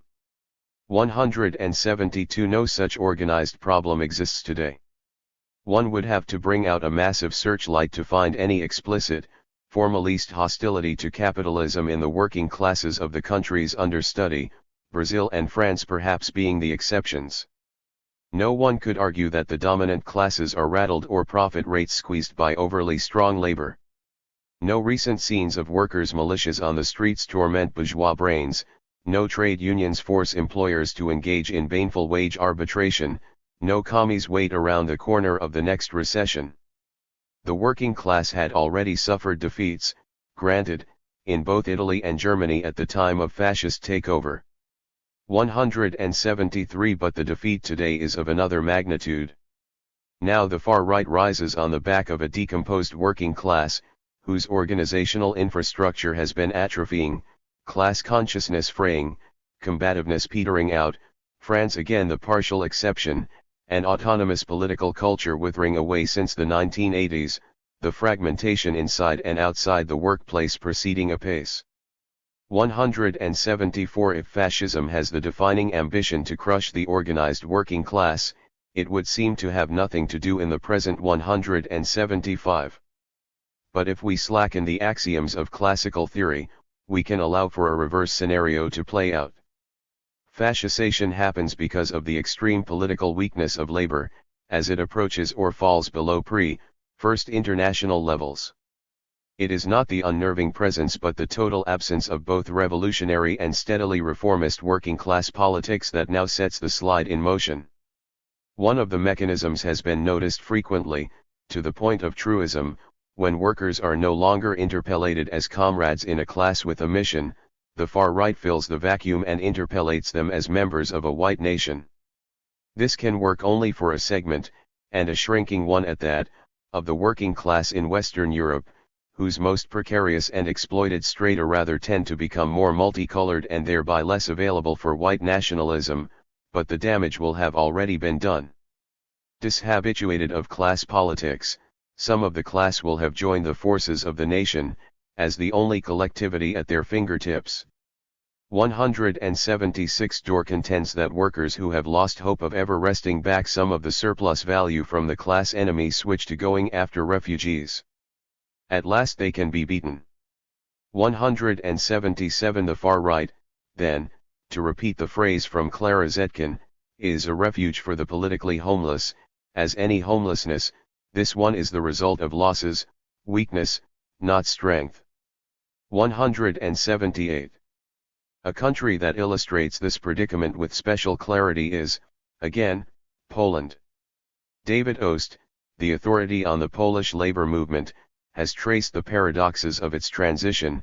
After 1989, society became riven by class exploitation. Just when class politics was most needed, however, class talk was dead, buried under half a century of Stalinism and its afterlives, unavailable as a conductor of popular mobilization. Instead, the PiS called up the workers and promised them less suffering when they would be governed by real Poles, and the party swept traditional proletarian redoubts like steel, auto and, of course, coal. 179. The apparent absence of class then came to be filled by another absence, namely that of Muslims. Monika Bobiko, the Polish Marxist who has done the most to theorize the country's Islamophobia, has pointed out that if the left was weak in the rest of Europe in the 2010s, it was virtually non-existent here.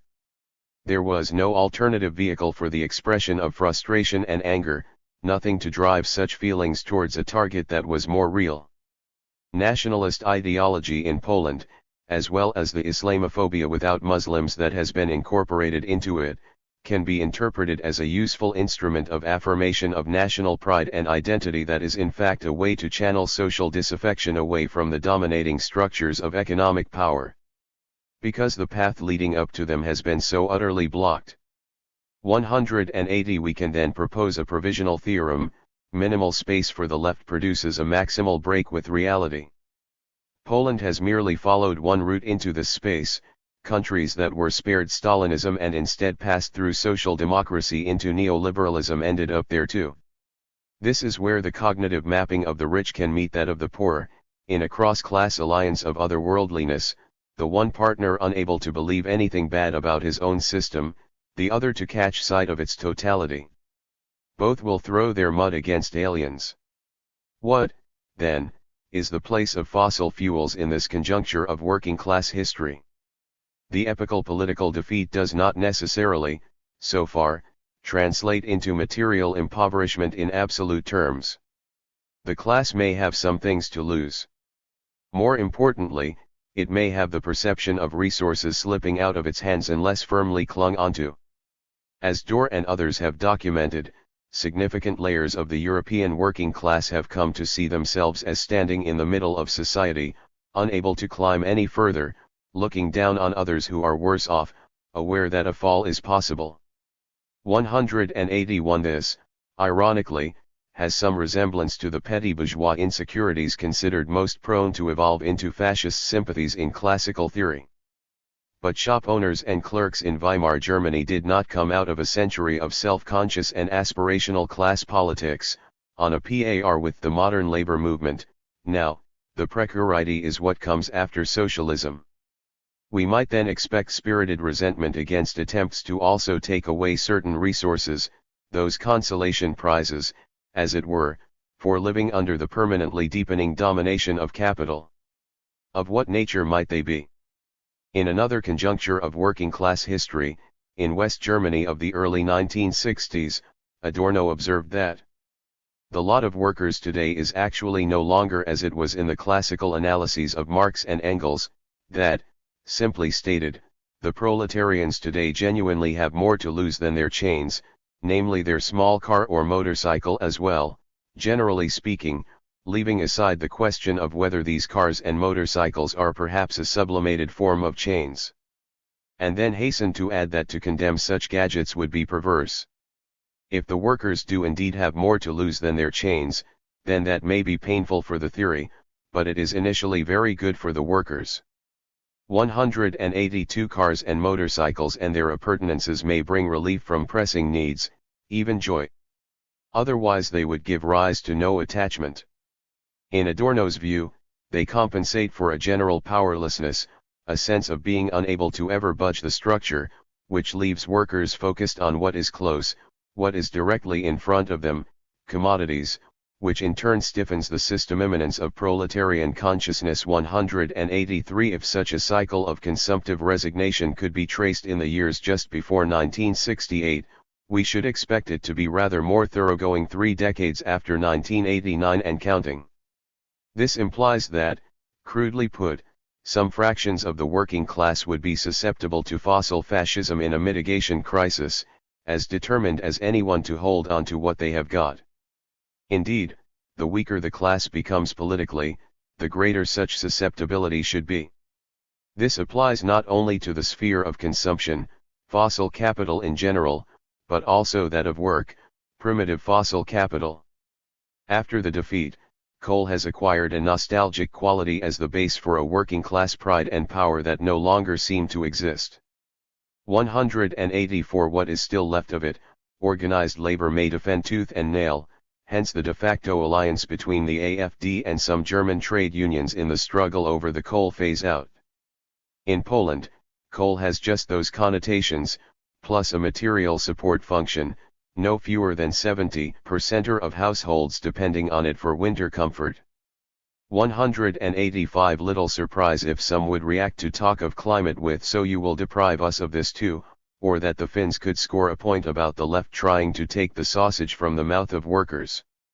For some time, this has been the strategic challenge for the climate movement, as it seeks desperately to interpellate workers as beneficiaries of a transition, a just one, a Green New Deal, a Green Industrial Revolution or the like. 186 Waning class consciousness and ossifying system immanence are what make that message so hard to sell. And if these factors might prime some elements of the class for fossil fascism on the mitigation side, one could only imagine their susceptibility in a serious adaptation crisis, when the wages of whiteness could become very real and material indeed. 187 What elements? There is no way around the fact that closest to the far right are those who self-identify as white and male. A theory of fossil fascism, deviatory or creeping, would thus turn the classical Marxist theory on its head. It would give shorter thrift to what went for the classical liberal theory of fascism, as a deviation from capitalist modernity à la Sonderweg. If only Germany, the hottest case, had been fully capitalist like the UK or the US, the train wreck would not have happened. Today that thesis would be laughably implausible. The Kaiserreich left the nation with enough feudal impurities and pre-modern warts to make the idea of a Sonderweg command the attention of a generation of historians, who gave the empirical light to it. 188 As the far right enters the 2020s, a decade of which we can only know one thing, there will be deepening crises. From a position of greater strength than at any point since 1945, no one could argue that its assembly areas are stuck in the pre-capitalist past. No one could point to any junkerdom still infiltrating the army. No quasi-medieval hierarchies rule the schools in Denmark or the US, and so on. Every candidate country for fossil fascism is more consummately capitalist than it has ever been and perhaps can ever become.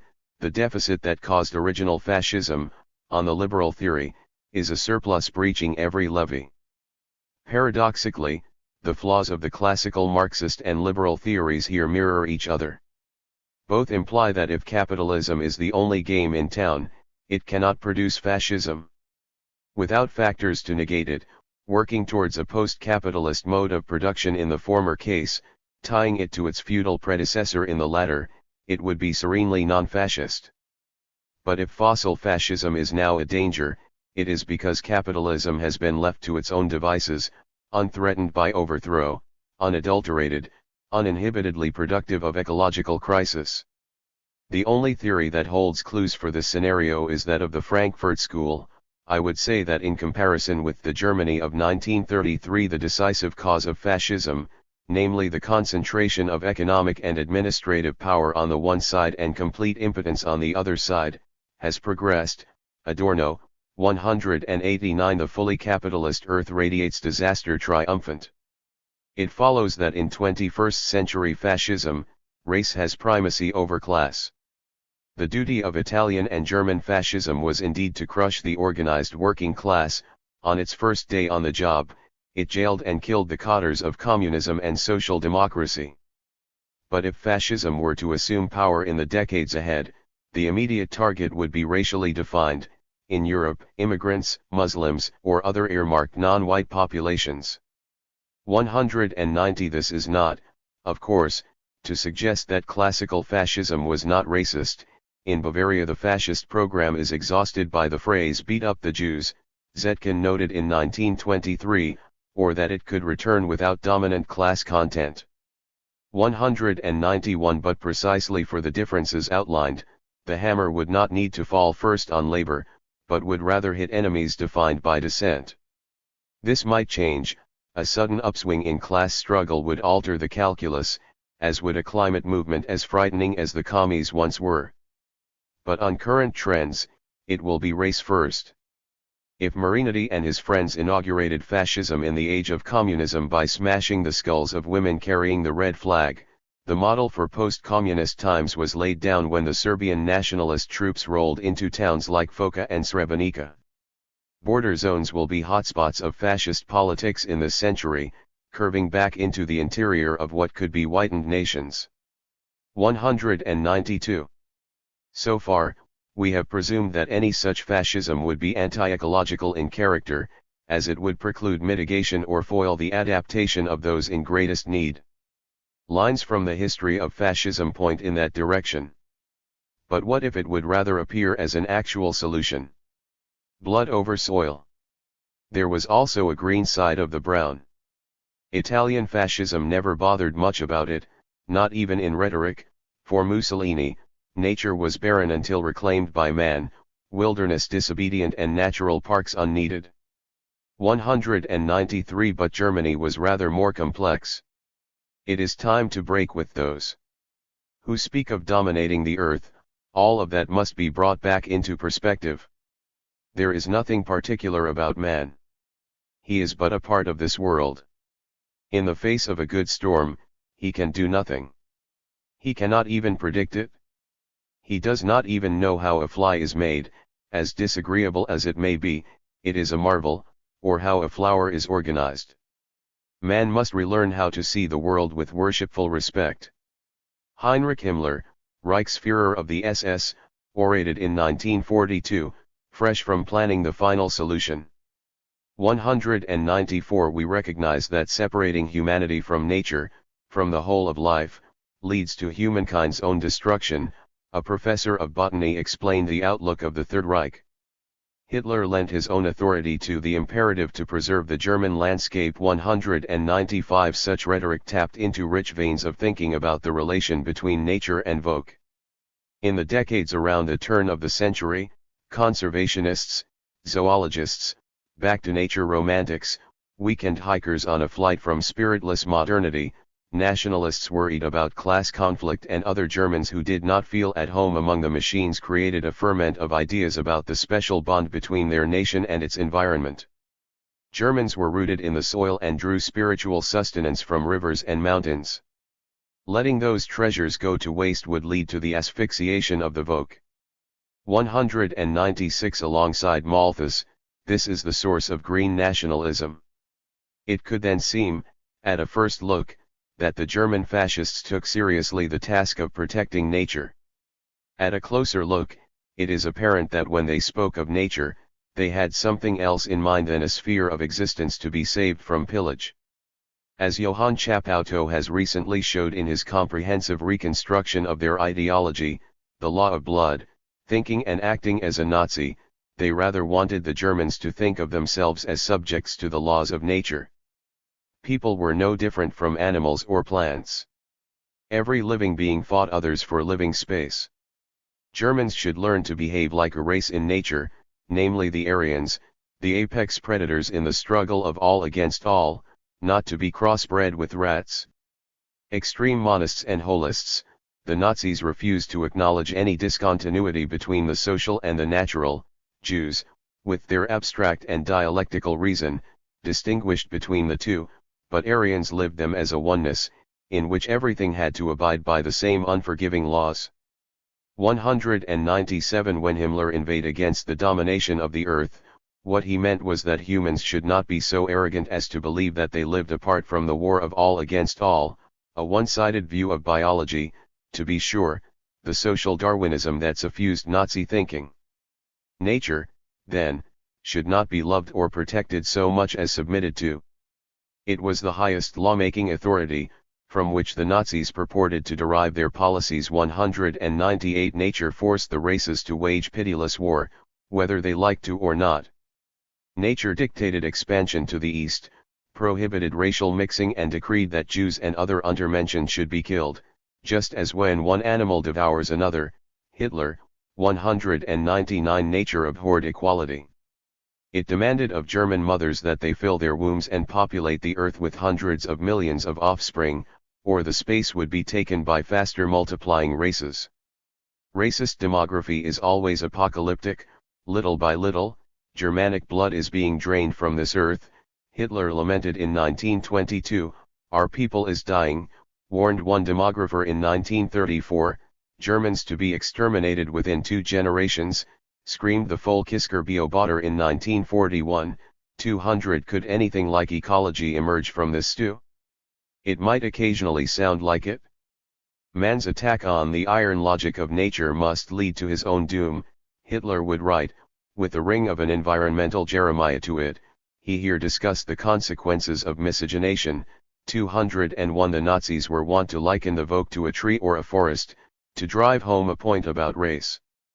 What was completely missing from them, however, was any perception of social drivers of environmental degradation or any identification with natural phenomena disrupted by human action, what we would today consider the barest minima of ecological politics. 202. But there were claims that Jews mistreated nature. Germans had a Nordic closeness to nature, whereas Jews came from the hothouse atmosphere of the Oriental deserts, with no roots in the soil, on a quest to devastate the lakes and forests of verdant Europe. 203 These nomads and speculators could only tear things down. Holzjuden, or wood Jews, had cut the last of the strong oaks and the last of the beautiful walnut trees. One conservationist complained in 1937. 204 Spitting at nature and its highest creature, the Jews demonstrated their cruelty on defenseless animals. Campaigns against Shechita, or ritual slaughter, had long been dear to the heart of German and other anti-Semites, and the NSDAP protested wildly against this torture. Der Witch Jude spent 10 out of 70 minutes on a grisly scene of 2 cows bleeding to death at the hands of a knife-wielding Jew. Every animal has a right to live, Himmler told his masseur, and then immediately added, "It's a way of seeing I particularly admire in our ancestors." He repeated the point in October 1943, in a speech to the SS leaders, by now busy implementing the final solution.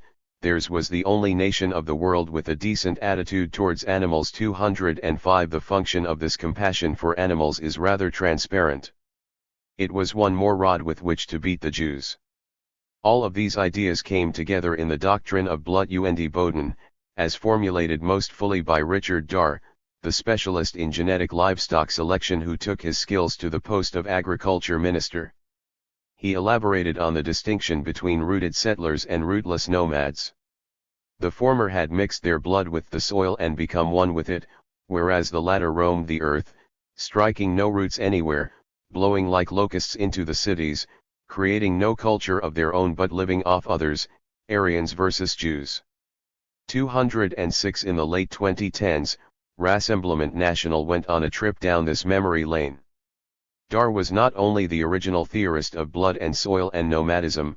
Since the end of the Third Reich, he has sometimes been regarded as the voice of a reputed green Nazism. Blood, however, enjoyed unquestionable precedence over soil in his scheme. Land for him was the medium of the race, impregnated with its inner qualities or spiritual force. On its own, it had no value or meaning. 207 He wanted his race of farmers to control the environment and master it. He also believed that free trade pulled up the peasants by the roots, worried much about flagging German birth rates and thought they could be revived if the Volk reconnected with the soil, but he did in fact not, as he pretended at his Nuremberg trial, engage in considerate landscape protection. He took up the burning core of Nazism with as much zest as anyone. We Germans are leaders in the field of airships and the most modern commercial aircraft. We Germans build the most modern roads in the world, and so forth. 208 Not even the Nazi theorist with the greenest reputation could avoid flipping brown naturalism into a project for actual domination of nature. The same turnabout is on display in Als Leben ist Kampf, a propaganda film from 1937 that opens with stags locking horns, bison flexing their muscles and trees stretching their branches to the sun. It then moves on to humans, gardeners removing weeds, mentally ill children looking foolish at a hospital. Als Leben ist Kampf justified the Nazi sterilization programs by picturing humans as organisms that must eliminate weaker elements to survive. In the final scenes, the disabled are gone and the viewers treated to the utopia of healthy children playing on the beach, a steamboat ruling the waves, men constructing roads, factory chimneys spewing smoke, the obligatory fighter pilot and Nazi soldiers throwing model planes in the air, the human stags in action. She, nature, puts living creatures on this globe and watches the free play of forces. She then confers the master's rights on her favorite child, the strongest in courage and industry, Hitler Philosophist in Mein Kampf. The Aryan is the Prometheus of mankind who caused man to climb the path to mastery over the other beings of this earth. 209 If this was as close as one could come to ecology in the Nazi Dasein, what about the praxis? Some brown steppes did have a green tint. Within 10 months after Hitler had become Chancellor, Germany had promulgated 3 laws against vivisection and the brutal treatment of animals. 210 In 1935, there came a sweeping nature protection law, which set out to shield rural landscapes from development and convinced conservationists to hitch their wagon to Nazism. Their community had never been particularly close to the Endstab, nor in active opposition to it, but now tried to make the most of the promising statutes. A rather high number of nature reserves were announced. Around the same time, the Third Reich adopted principles for forest management that ruled out clear-cutting and mandated a mixture of trees of different ages and species. Hitler and Himmler were, very famously, vegetarians. Some Nazis were smitten by organic farming, and the SS experimented with biodynamic agriculture. Himmler considered generating biogas from the faces of concentration camp inmates. The guards of Dachau ran an organic herb garden. 211 Among these measures, however, those of any ecological significance lay in shambles within months or a couple of years, unceremoniously ignored, revoked and demolished when higher interests were at stake.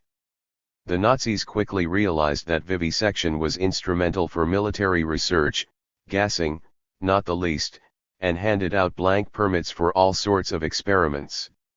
Animals fared no better under the Third Reich than under Weimar, and considerably worse once the war began. The Wehrmacht was a voracious consumer of horses and dogs. A frail construction from the start, the nature protection law had only been on the books for 1 year when the Third Reich leapt into the 4-year plan of frenetic resource harvesting. No square meter of German soil shall remain uncultivated, thundered the Führer. There must not be any restrictions for areas used for the purposes of industry, declared the Ministry of Commerce. 212 The drive for intercolonization included draining swamps, regulating rivers, constructing dams and turning millions of hectares of wasteland into arable farms, with no skimping on the pesticides or chemical fertilizers. Schemes for organic farming were shelved, worries about soil exhaustion and depleted water tables suppressed. Now conservationists cried silently over the spread of monotonous steppe eland. 213 Forests were cut down at an ever higher rate, exceeding 150% of the sustainable yield already by 1935. And then there was the Autobahn. Friends of nature grumped about a road-building psychosis.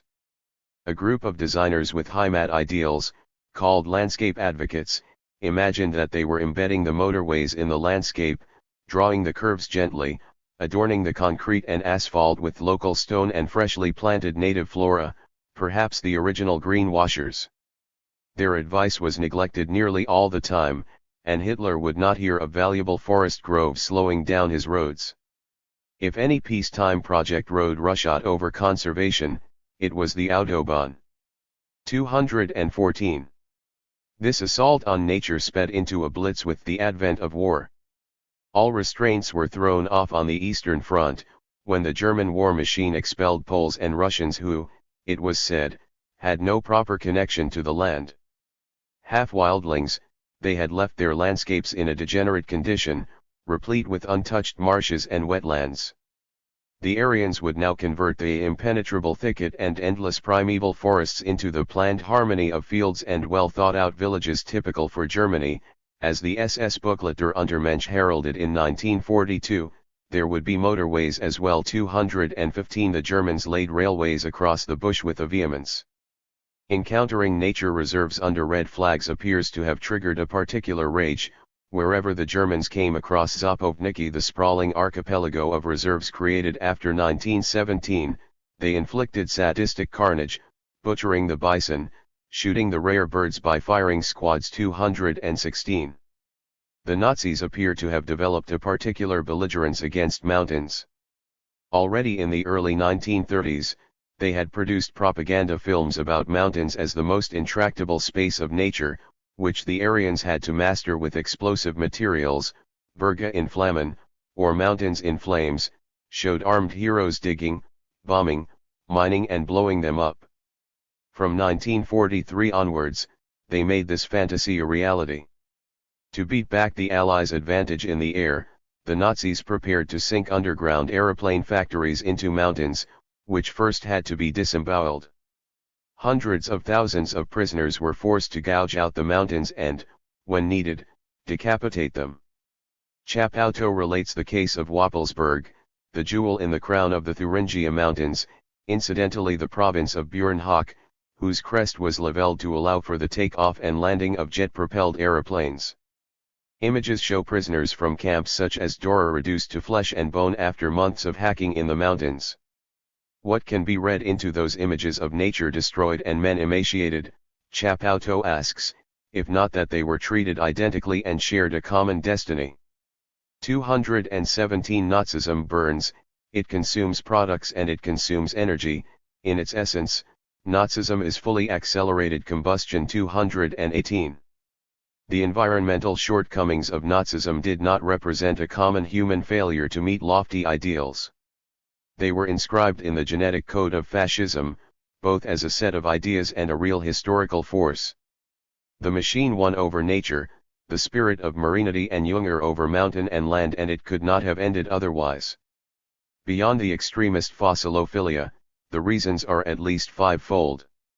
First, since fascism closed its eyes, to put it mildly, to inequalities, it could not register any socially determined processes harmful to nature. To that problematic, it was by definition blind. Second, blaming the racial enemy for environmental woes was bound to have zero positive effect, simply because no correlation or causation existed. Holzjuden did not in fact cut the oaks, and so on. All it could do was take the blame off any actual culprits. Third, whatever closeness to nature the Nazis managed to construct was programmed to be parochial, reserved for whites only and perversely ineffectual, herb garden in Dachau. Fourth, because it accorded absolute primacy to nation and race, it had to mobilize all resources in their service, with no compunctions about ecologically detrimental effects. Under the one purpose of arming the Volk with maximum force, Nazi naturalism ineluctably wrote out recipes for how to cut up nature. And last but not least, because fascism as force presupposed an alliance with dominant classes, it could not afford to start questioning the productive forces but had to present itself as their best accelerator. When Adolf Hitler in 1927 composed his first text after Mein Kampf, a booklet to be exclusively distributed to the top industrialists in Germany, he promised to wield the might of the sword on behalf of their businesses, respect the strength and genius of individual personality, code word for private property, and give the economy the opportunity to survive and develop freely. 219 He could not have written about the need to phase out substances and practices profitable but damaging to ecosystems. It would have put off the only classes on whose arms fascism could swing into power. There were indeed a few odd greenish Nazis on the left wing of the party, who mused about breaking up industrial cities, resettling the population in pseudo-medieval villages and shifting from coal to water power, and they were brusquely sidelined, so as not to alienate capital. 220 Is there any reason to believe that green nationalism could perform better in this century? Border over ecology. When assessing the prospects for an ecological far right, scholars are naturally drawn to the record of Nazism. For a long time, there lingered a scent of nature romanticism from the ruins of the Third Reich, leading some to expect the far right to protect the environment again, much as it did under Hitler. Indeed, one can still find students of the topic, who are not historians, alleging that Nazism integrally linked race and conservation, and that ecology is at the core of nationalism. Now as then 221 To some extent, this impression is a leftover from the pre-climate era, the still relatively innocent years when ecology could be perceived as that little box of reality down there, where you find things like vivisection laws and organic herb gardens. Because Nazis placed some items in that box, they could, with some effort, be regarded as green. But, we know now, one first has to look at what they did with some rather more commonplace things like coal and cars and aeroplanes. It was in this area, conterminous with the entire field of Nazi operations, that they showed their true colors. In the biodynamic Katzenjammer, far-right climate denial is a strange and surprising aberration. On the latter view, more holistic, if you will, it has come very naturally indeed. 222. Some have had an interest in bestowing green diplomas on Nazism. They fall into three categories: liberals and conservatives wishing to smear environmentalism, self-proclaimed eco-fascists, and, numerically the least important group, progressive environmentalists who fought so hard to drive reactionaries out of the movement in the 1980s and 1990s that they overinterpreted the greenness of Nazism, so as to get the best shot across the bow. 223 All of this is out of sync with the historiography, which has conclusively refuted the myth of green Nazism, even in miniature boxes, and demonstrated that no ecological Nazism could possibly have existed, any more than there could have been an egalitarian or a democratic one. What did exist was a measure of nature-related rhetoric, with counterpoints in other matters. Ernst Bloch witnessed how Nazis sometimes posed as anti-capitalists and coarsely plagiarized the labor movement. They stole the color red, inserting the swastika, then they stole the street, marching under a forest of flags. They even had the audacity to call themselves a workers' party. The Nazi was creative, so to speak, only in the embezzlement at all prices with which he employed revolutionary slogans to the opposite effect. 224 Agents of green window dressing achieved much the same. The enemies of technics, Marcuse wrote of them, readily join forces with a terroristic technocracy. 225 Now here is a trick to be repeated. So far in this century, indications are that green nationalists will replicate all 5 moments that turned well-meaning conservationist Nazis, insofar as any such existed, into their opposites. The border, as we have seen, is as much of a blinder as blood. It prevents the believer from seeing the drivers of climate breakdown, which have nothing to do with immigration. Second, a racial enemy can, as we have also seen, only be the worst possible substitute for fossil capital. The El Paso killer came close to admitting this in his manifesto. The decimation of the environment is creating a massive burden for future generations. Corporations are heading the destruction of our environment by shamelessly overharvesting resources. The government is unwilling to tackle these issues beyond empty promises since they are owned by corporations. I just want to say that I love this country, but goddamn most of y'all are just too stubborn to change your lifestyle. So the next logical step is to decrease the number of people in America using resources. If we can get rid of enough people, then our way of life can become more sustainable. Patrick Wood Crusius reasoned before he walked into Walmart with a semi-automatic rifle and gunned down 22 people, the worst massacre of Latinos in modern U.S. history. He even called his manifesto the inconvenient truth. 226 The logic of it seemed to be that corporations ought to be bridled, but since this is unachievable, due to their capture of the state apparatus, he would do the next best thing and slaughter immigrants. From the standpoint of fossil capital, This was a harmless vent, to match the switch from class to race hatred. In an environmental assessment, it was a pool of blood and body parts near the border. Fortification of borders has so far produced a less than zero positive effect on nature. When they were barricaded in Central and Eastern Europe to shut down the so-called refugee crisis, the only tangible impacts were disastrous, spirals of razor wire blocking the path of wildlife. In Slovenia, the border fence against Croatia, erected to snuff out a trickle of Middle Eastern refugees, cut up a treasure trove of lingering biodiversity where bear, lynx, wolves, and deer had been roaming freely.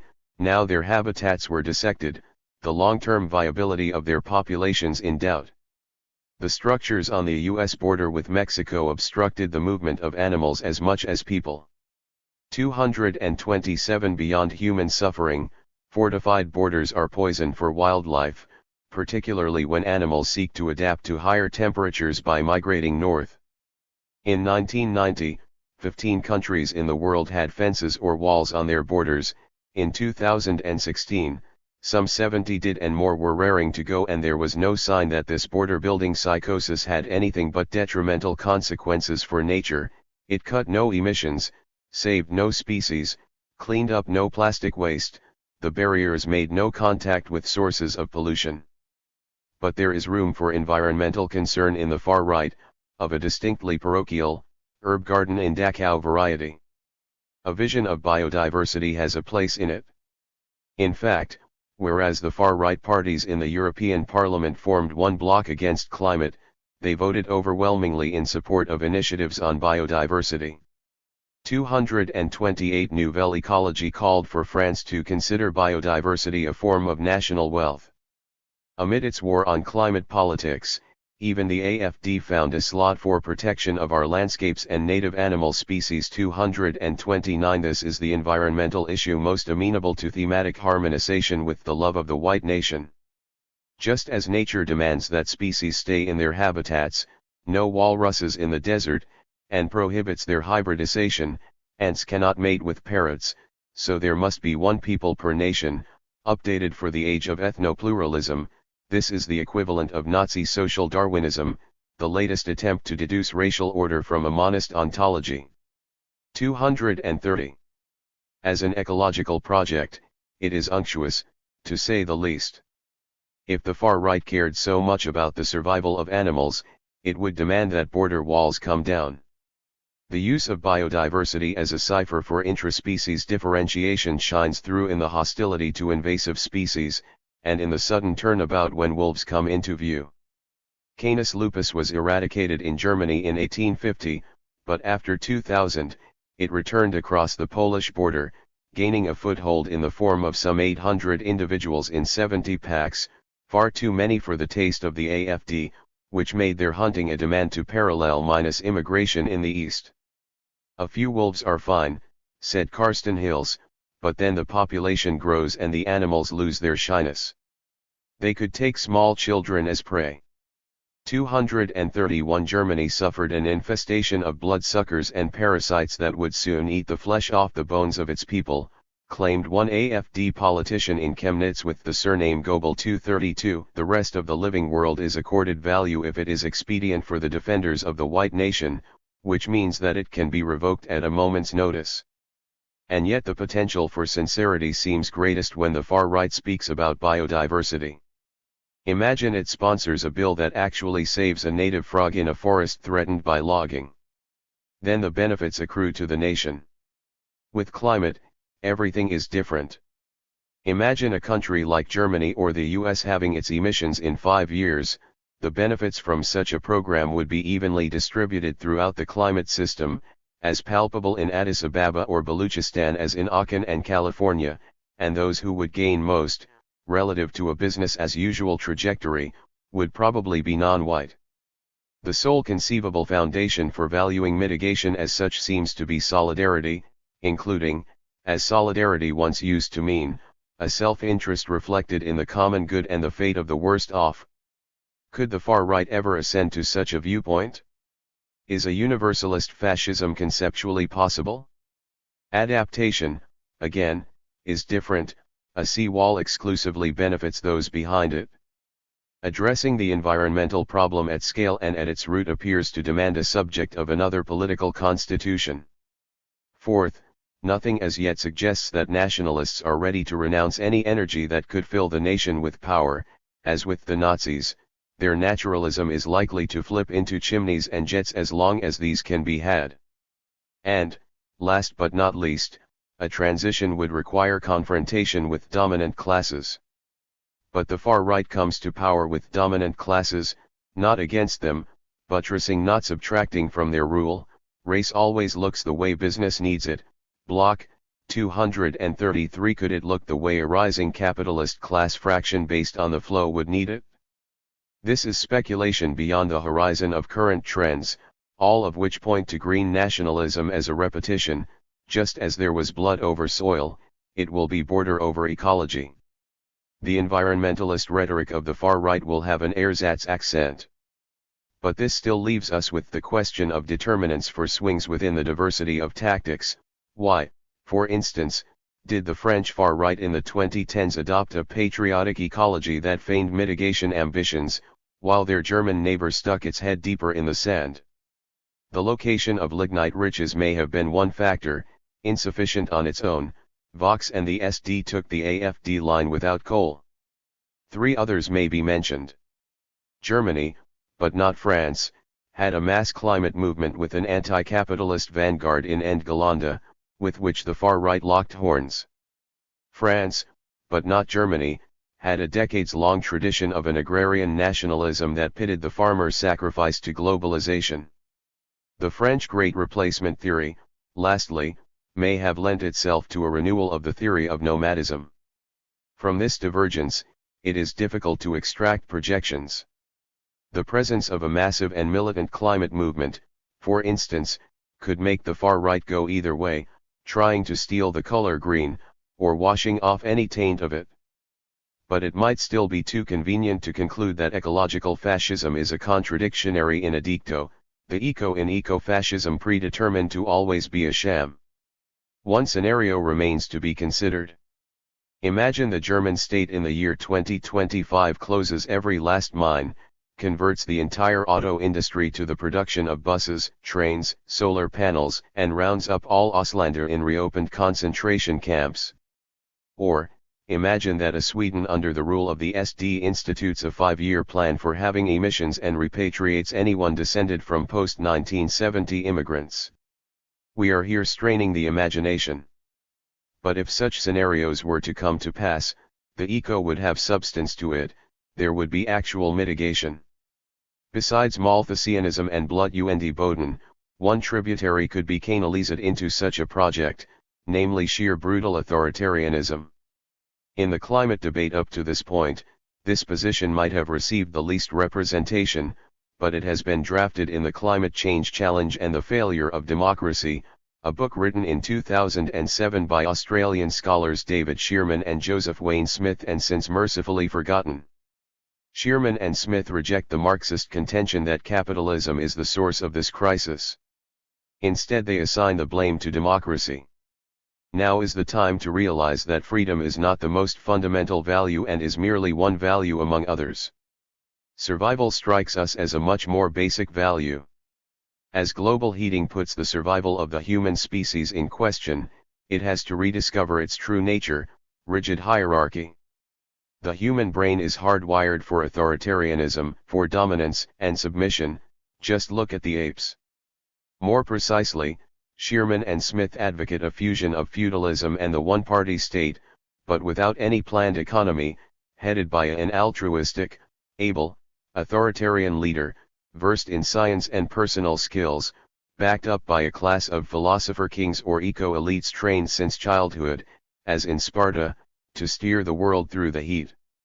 We also learn that female brains are geared towards raising children, that black rap songs expressing desires to murder white people should be banned, that Islam is torpedoing the Western world by demographic means. 234. A similar utopia has cropped up in Hervé Jouven's proposal for a council for life with 9 members fully authorized to ensure human survival.